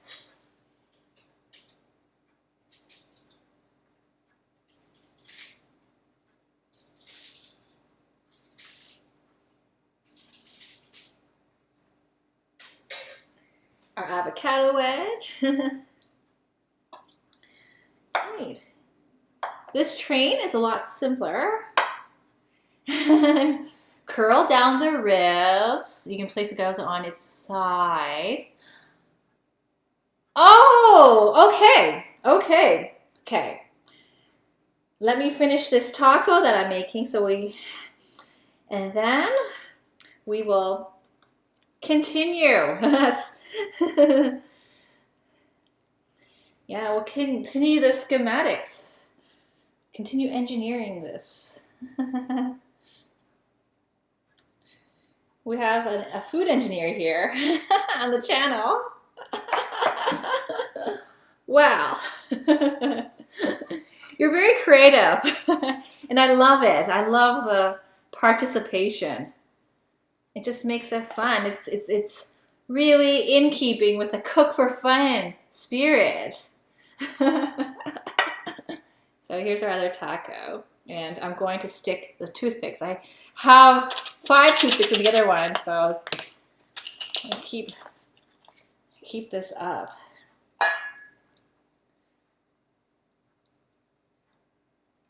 I feel like we need a splash of color somewhere because there's a lot of this, you know, like the dumplings skin are made of flour, then so are the taco wrappers. I feel like we need a splash of color down there. Yeah, somehow.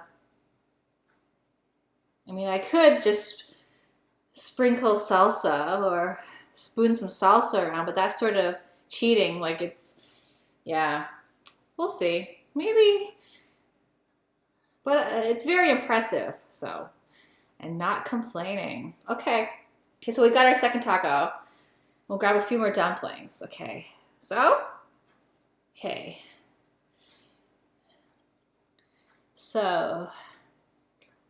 curl down the ribs on its side. Yep, okay. It's like that, right? Yeah. Have the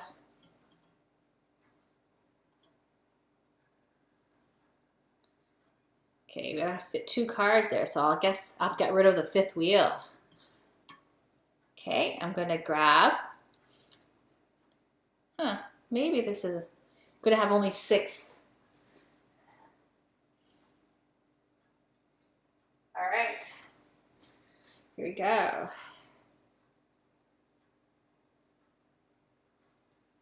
All right. We're gonna have green rimmed wheels. Yes, these tires will have rims on them. Super expensive, extra, special edition car rims for these tires. Okay, let's do it.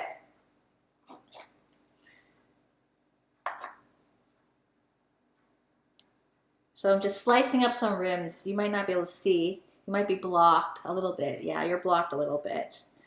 But this is exciting. We're getting this Cook for Fun mobile together. Or Cook for Fun train. Or Cook for Fun cruiser. Okay, so we got some rims. They're not quite exactly aligned with the, but they're pretty good. You know, the idea is there. It's all good fun. Some of them not placing properly on top, but we will just enjoy this.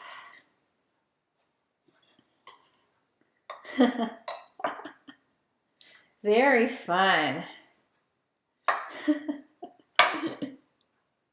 Okay, so we got our vehicles going on top now. We have 2 cars. 2 cars, 6 wheels. They're really big tires. Okay, I'm getting a exploding taco here. I need more toothpicks to reinforce.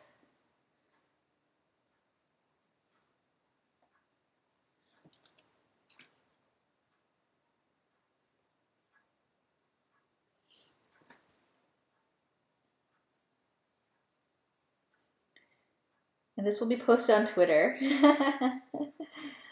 Yeah. Okay, I think that won't explode. Holy, this one has like maybe 10 toothpicks in it.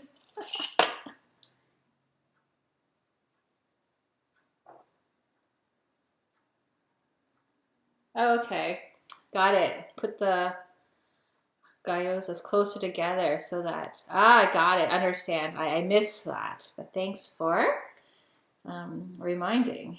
I missed that in your message, but this is a lot of fun. Okay, and these tacos are exploding. They don't stay together easily. They're meant to be held. They're meant to be handheld, so they're missing hands for eating with that wants to eat them. Okay. Oh, gotta move these wheels a bit forward. Okay. Okay. Does that look like a train or what? That's all right. I don't mind. There's our train. Not sure if it looks like a train. What does it look like? Kind of looks like mountains. I mean, there's this gap here. Unless I have an upside down taco, but that's just going to turn into a mess.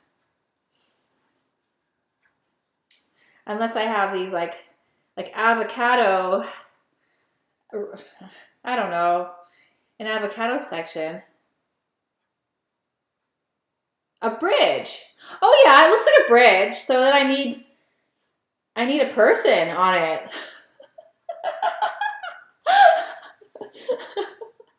So some more gyozas, as people are, more fish sticks. Like here, use some humans. Like, these could be like some lovers right there. I don't know.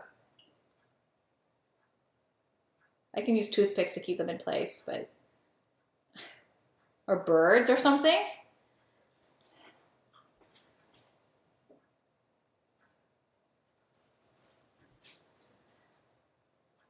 time to make ground hot dogs.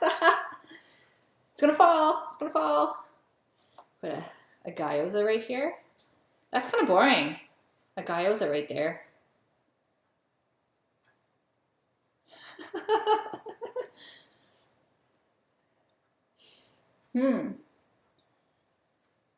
I mean, I've got some pineapple walls. I've got some pineapple walls, but we're not eating those. Like, it's not really, like, I don't, yeah.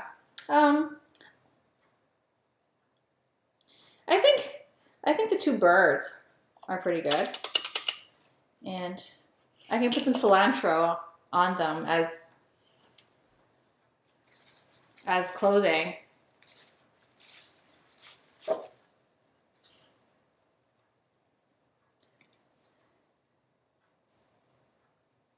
Oh no.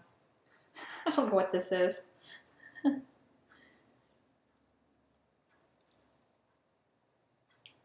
Not quite as decadent as the boat yesterday.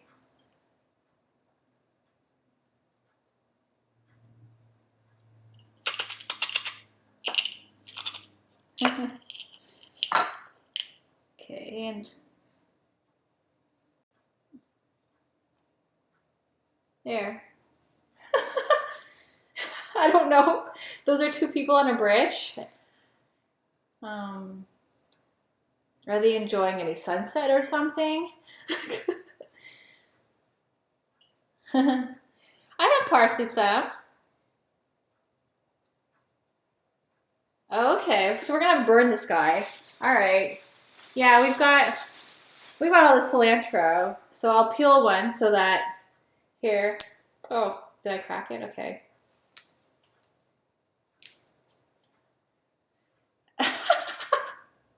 Is that okay? This is more like a palm tree or something. I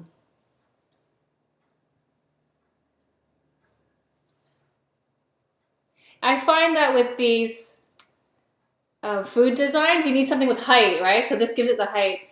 I mean, I could turn it into a bird in the sky and take off all of these, but I kind of like that this is a tree, like a tree. This could be more like they're on a pond and there's a tree beside the bridge. So let me get that. And you know, one of our tacos are exploding. This taco's exploding. I'll turn it around. I don't know. It's gonna just explode. Need more toothpicks to keep it in place. Okay. It's not working. Come on.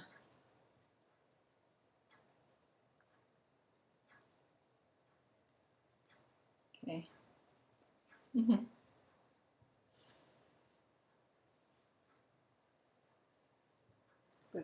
Everything's falling apart here. I'm gonna have to take a picture fast before it's gone.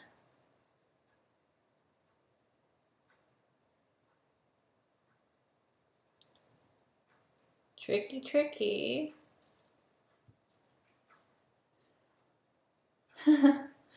Like, that's just awful. Okay. Everything's falling. How do I keep this upright? Okay. Stick it in the fish.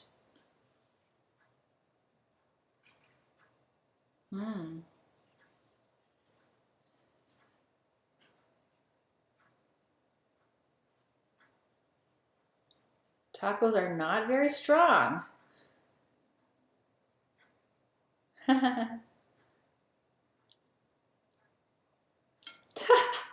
Timber. Hang on. This is not a lost cause. There's more parsley or there's more cilantro. Let me just fix this taco. The other one had like 10 spikes in it. This one had half of that, so maybe this needs 10 spikes.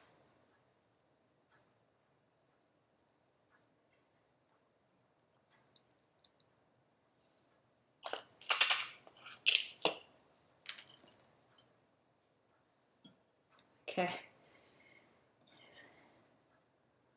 Going back in the shop. Okay, that's not bad. Some more spikes for good measure. Oh, the people are falling.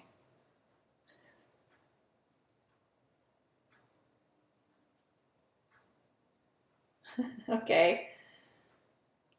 I'll try that. Okay. Stick the fish here. Okay. Okay. Yeah.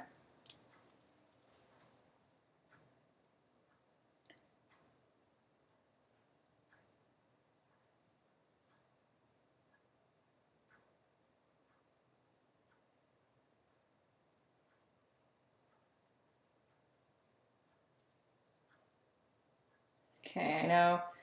I'm trying to stabilize. The tree actually wouldn't go on the bridge. It'd be like on land.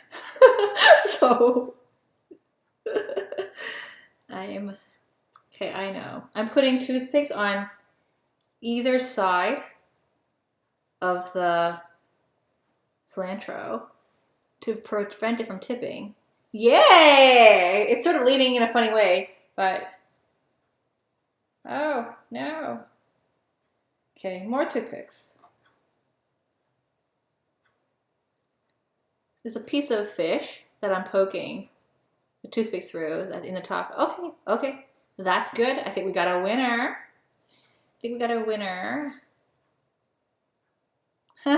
Cilantro is a major ingredient in salsa.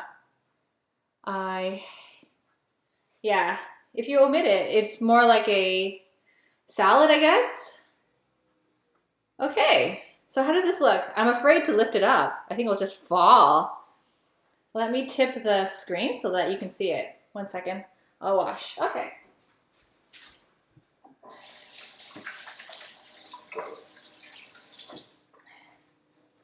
Before we end this, first of all, make sure you get a really good view of that. I'll do a short mukbang. Good point about the toothpicks. Okay, I'm gonna tip the screen so you can see it. It's already on a stand, but there you go. I mean, the background's kind of ugly with all this mess. So there's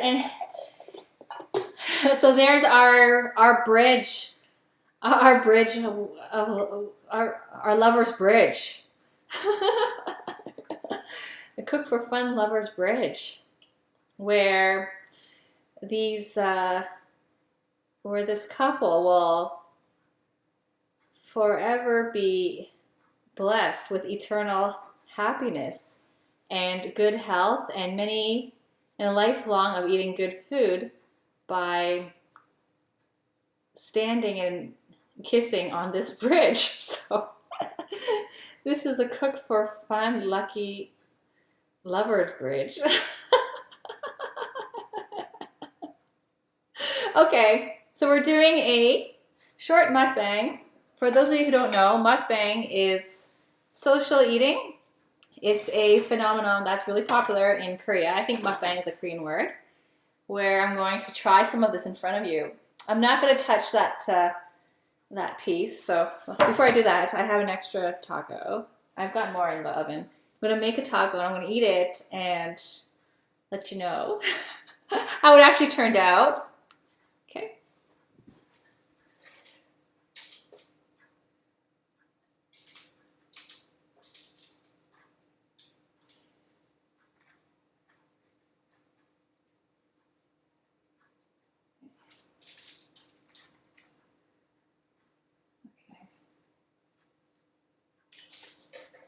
I didn't make it as big because I just know everything's going to fall out if I do that.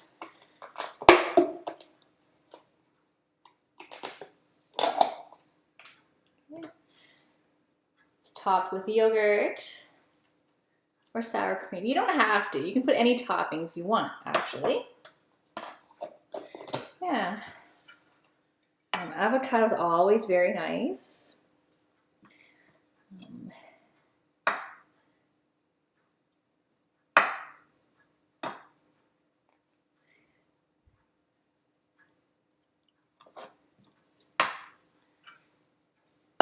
salsa. Okay. Okay, so I'm making this smaller because I don't want to make a mess in front of you. So let's move this a little to the side, and you can see my messy cutting board. Okay, I'm gonna give this a try. Then I'll try the dumpling. Okay. Okay. Okay. Mmm.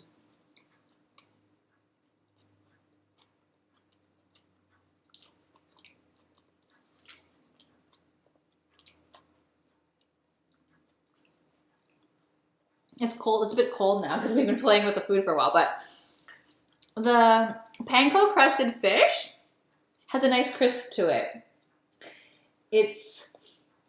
I think the panko breadcrumb was pre-fried. That's what it tastes like.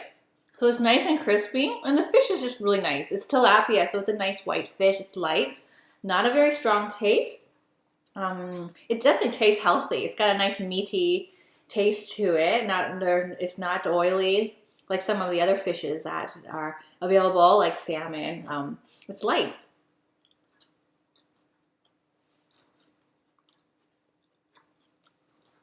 I think the real star of this dish is the salsa, because it's just got all these flavors infused together. Hi there, Ops to Patio Mentalists. Thank you for joining our channel. We just finished plating our dish today, and we're just having a short mukbang, which is social eating, letting you know how it turned out.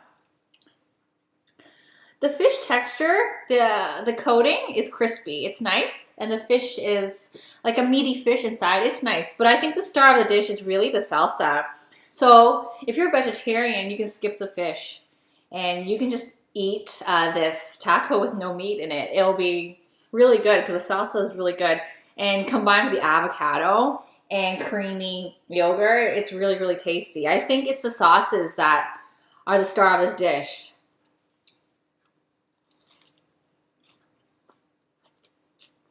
Mmm.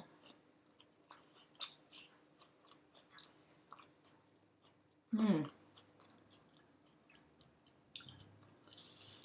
So the chili oil is spicy. It's not super spicy. I only put 1 teaspoon in this really large bowl. Okay, but I feel it. It's really good. And I just really like how it pairs with the yogurt and the avocado. Yeah, the fish is there. And it's nice because it's fried. It's like crispy. How does it compare to a McDonald's Big Mac? This is better.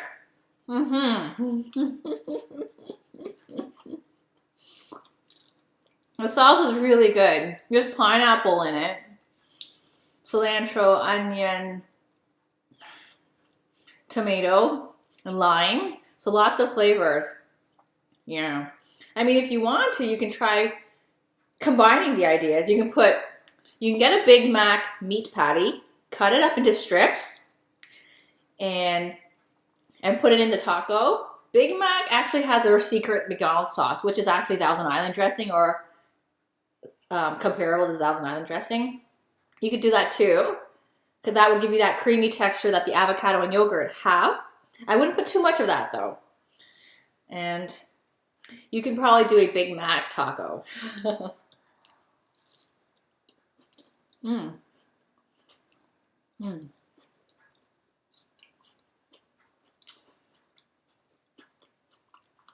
So we had a vegetarian viewer, and I think this sauce is a good idea.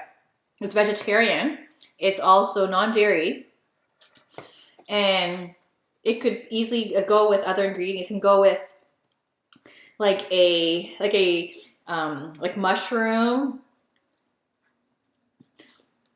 or anything. This salsa is really good. It's almost like bruschetta. You could eat it with toast, and it's tasty. So salsa is all preparation, no cooking, just chopping up ingredients. And if you think it's a lot of work, you can put everything through a food processor. You won't get all the texture. Everything might get over processed and turn into a sauce. So you do have to control it, do the ingredients one at a time.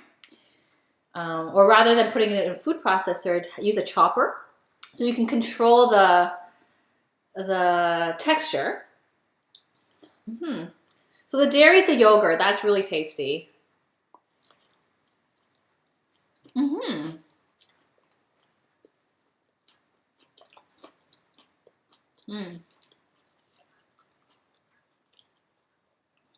Sauteed mushroom would be really, really good. Yeah, mushrooms are tasty. You can do a lot with mushroom. Chicken would be good too. Chicken with sauteed mushroom. Or to keep it vegetarian, just sauteed mushroom, like button mushroom. Any kind of mushroom. There's those really large, I don't know what they're called, mushrooms that are popular. People put them on the barbecue grill.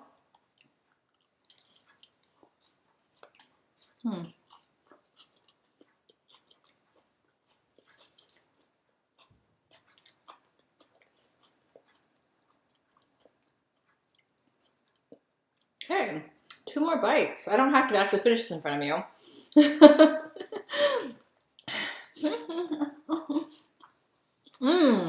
Portobello.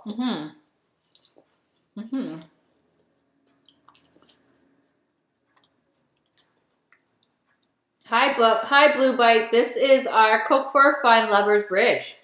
Yeah. These, this couple on the bridge are going to be forever blessed with good luck, good health, and good food for eternity. I do have a cream soda in the fridge, but that's all right. That's all right. I've got water here too. Okay, I'll finish this up and then I'll have the dumpling. I didn't make the sauce for it, the dipping sauce. I can do that really quickly, or I can skip it.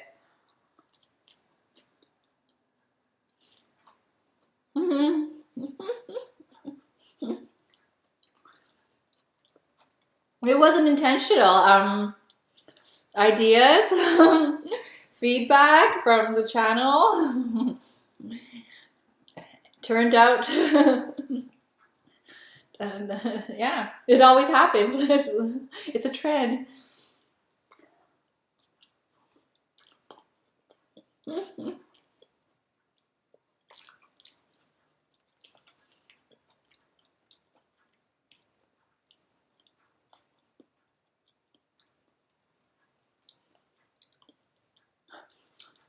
And our food engineer is in the room too, and helped with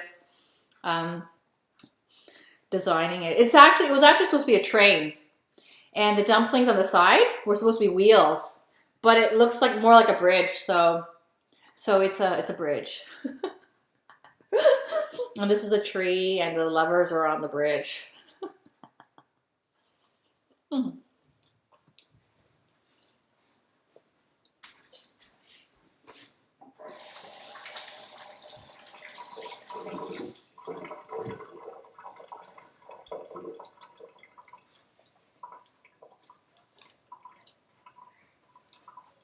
Okay, trying the dumpling. I'm gonna get a nicer plate. So I'll use this sauce plate because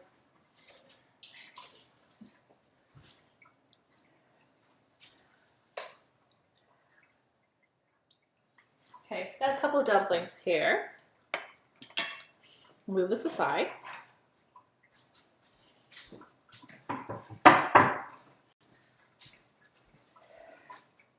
Okay, I didn't make the dipping sauce. I'll do it really quickly right now. So the dipping sauce is simply 1 part soy sauce, 2 part rice vinegar. If you don't have rice vinegar, you can use apple cider vinegar. That's a decent substitute. Rice vinegar is a lighter, fruitier tasting vinegar. It's not as strong as white vinegar. It's milder, so an apple cider vinegar would go nicely. So I'm just going to do 1 part soy sauce, really little. I only have 2 dumplings here. Okay. 2 part rice vinegar.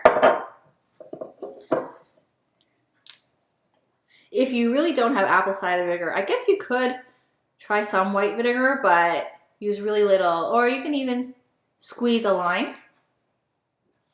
That changes the taste somewhat, but you still have that acidity there. Okay. And as optional, I can add chili oil. Okay.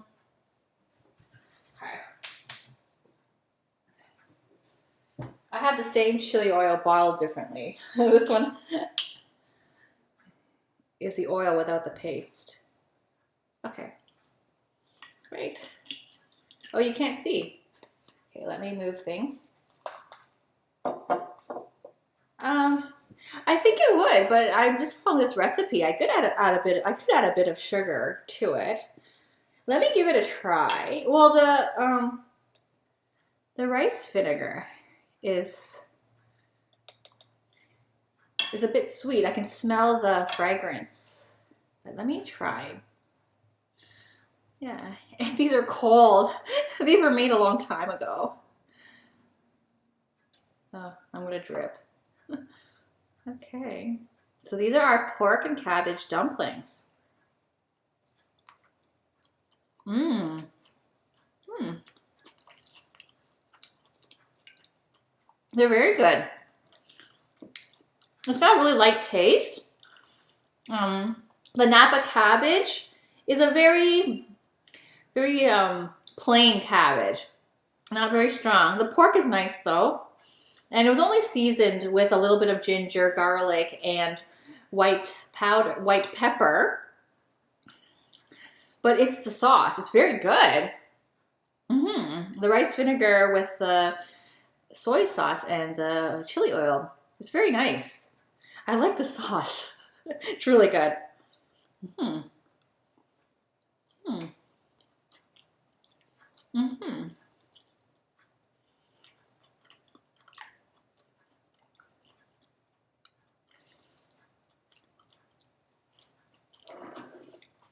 Let me try. The vinegar soy chili oil dressing is really nice. The rice vinegar is nice, but yeah, I think like Shiretone is saying, if you don't have rice vinegar or apple cider vinegar, white vinegar with a bit of brown sugar would probably work. Yeah. And I'm gonna try it with salsa. This salsa is delicious, especially with a pineapple. The pineapple really brightens it up. It's so refreshing. And it's a ripe pineapple too, so it's sweet. So this is how we prepare fusion foods on Cook for Fun.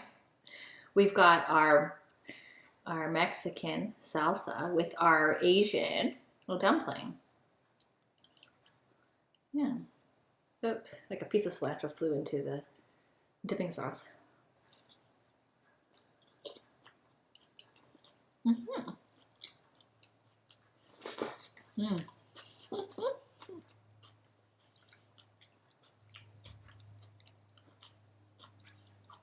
It's very good. I prefer the dipping sauce because I can get the sauce right into the dumpling.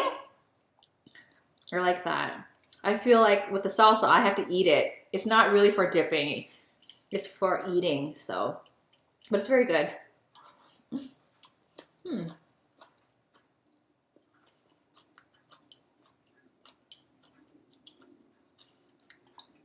Okay, and I'm gonna finish this last bite, and yeah, the dipping sauce is really nice, and it's simple. Soy sauce, rice vinegar, and chili oil. And the chili oil is optional if you can't take heat.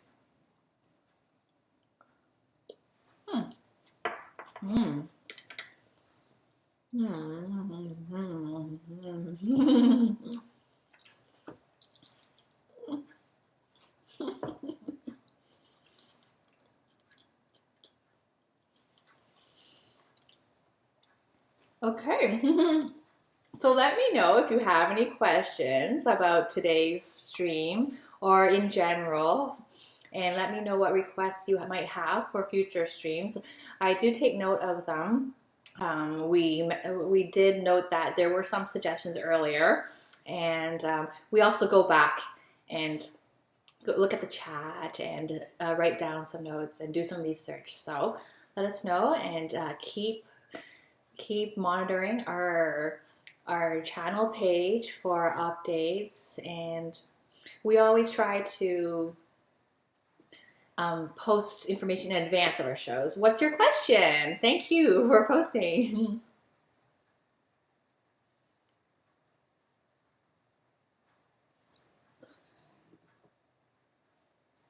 And we also have a Twitter page, so we can be more interactive over that, and a YouTube channel. Those are new, just added yesterday. The Twitter we had for a while, but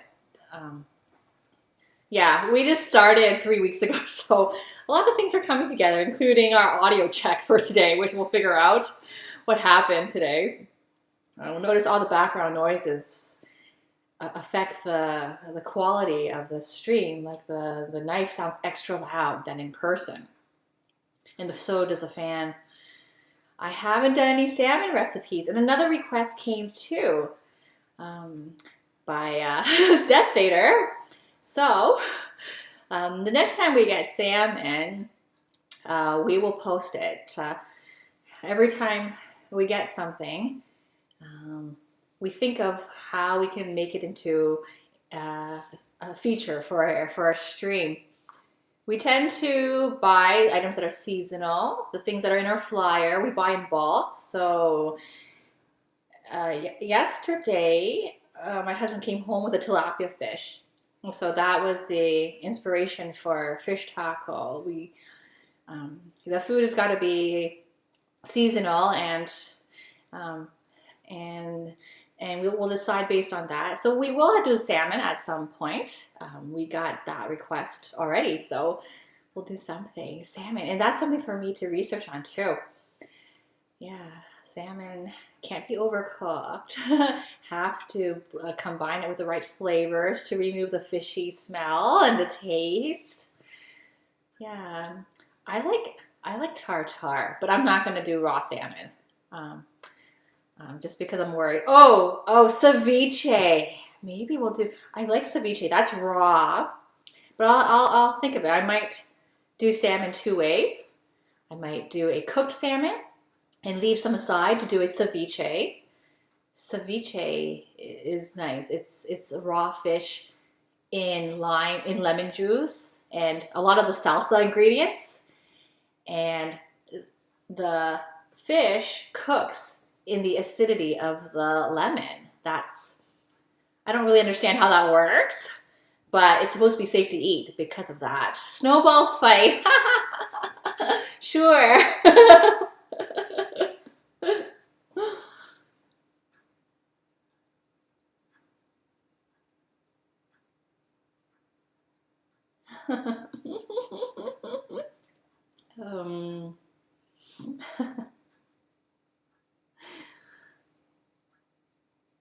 Smoking salmon. I don't even know how to do that. Smoking is unhealthy. Or oven baked salmon. We actually have cedar planks for salmon. Haven't used it. I don't know how to use it. We'll definitely research. That would be interesting. We're going to keep these questions focused on food.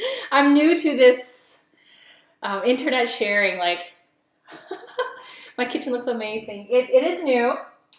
This home is new, and we just moved in September. So these are all stuff we've selected from the builder. This dark espresso color is modern, so it'll give you that sense that it's fancy, but it really isn't. But thank you. Cooking fish using clay. Do you have a bigger screen to look at now? So okay. So technical setup, that's something to look into for sure. We're using a MacBook and a Logitech cam. You can see it. It's on a camera stand. Yeah. And that's about it. We don't even have an overlay. Like, I'm learning all these Twitch features. Cook fish using clay. Find that interesting because when you go to other parts of the world, their cooking equipment is very different from what's used in North America or in Europe. Yeah.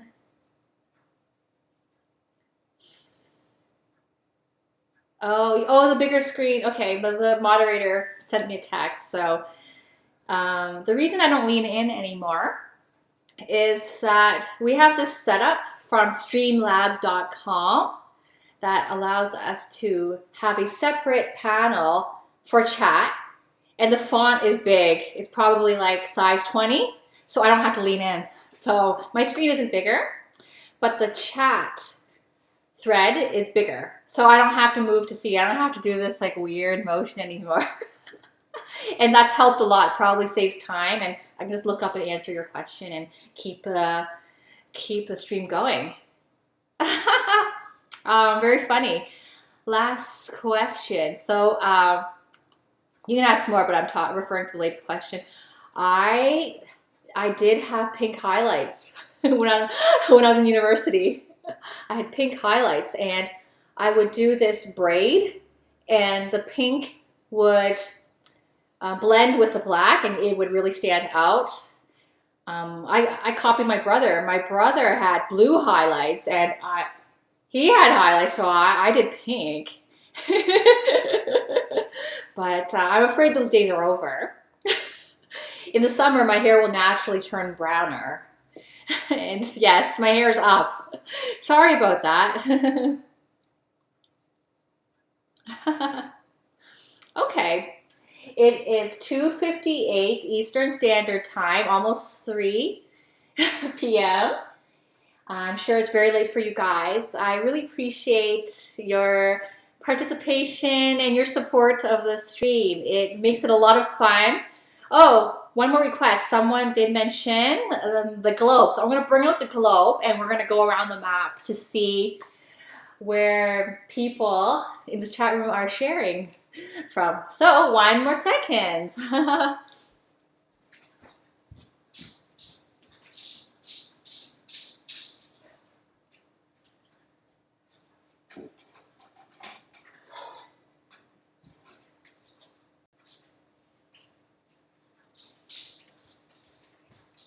Okay.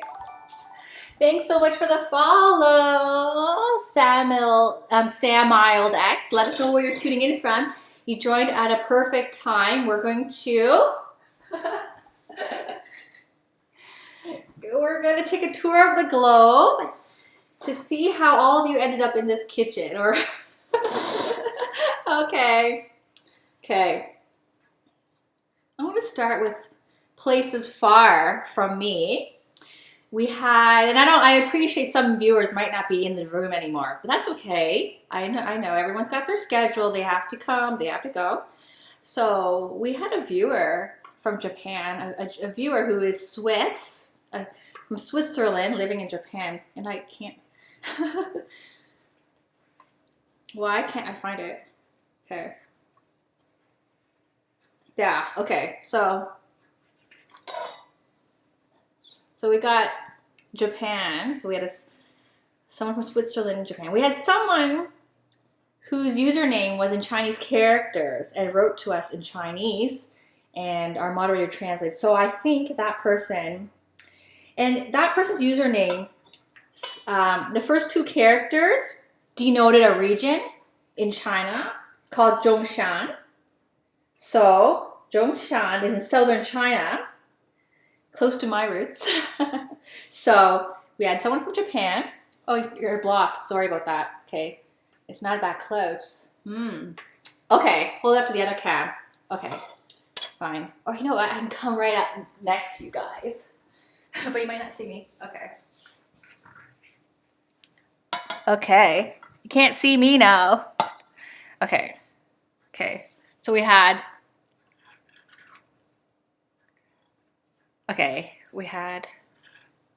Japan.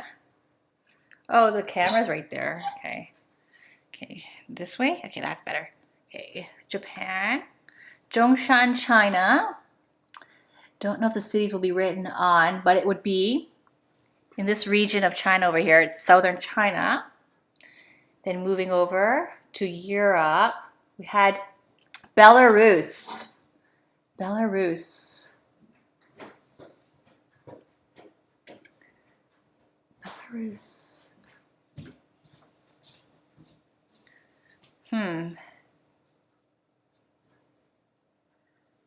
Oh, okay, Belarus. And this is learning for me too, because I don't know where a lot of countries are. Okay, the camera got moved. Okay, Belarus. Yep, I know Germany's there. Oh, Belarus is right here. Okay, so Belarus is beside Poland. We had a user from Poland. That's beside Germany. Netherlands.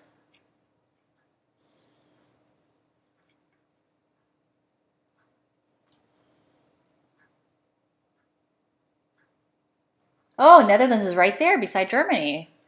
Okay, we had someone from England or the UK.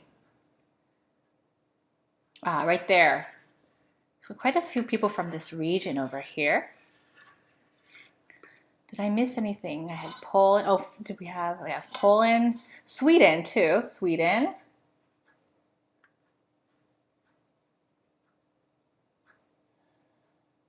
Yeah, over here. Okay, it's more north. I think we had. Did we have Finland? Might have had Finland. Okay. Okay. Then I think we covered the European countries. We have the US. One of our regular viewers is from Arizona, down here.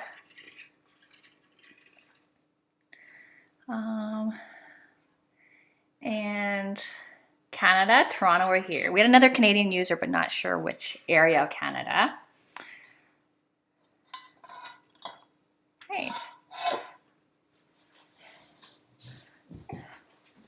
So I think we covered all the countries. If I missed anything, missed anyone, let me know. I think, yeah, we had a really good viewership today and lots of interesting discussions. I will recap and review our chat. And New Zealand, okay.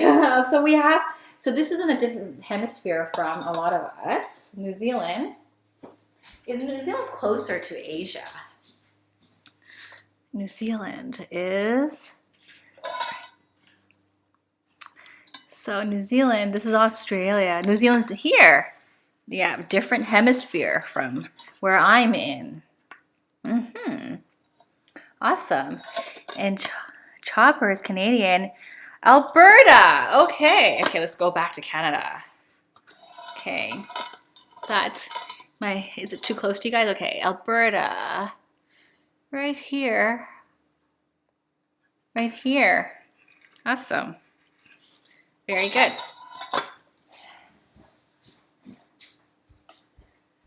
Okay. That concludes our show. Thank you so much for tuning in. And I will be posting details on my channel on when we will next stream. Our regular show is Sundays at 10:30 a.m. Eastern Standard Time.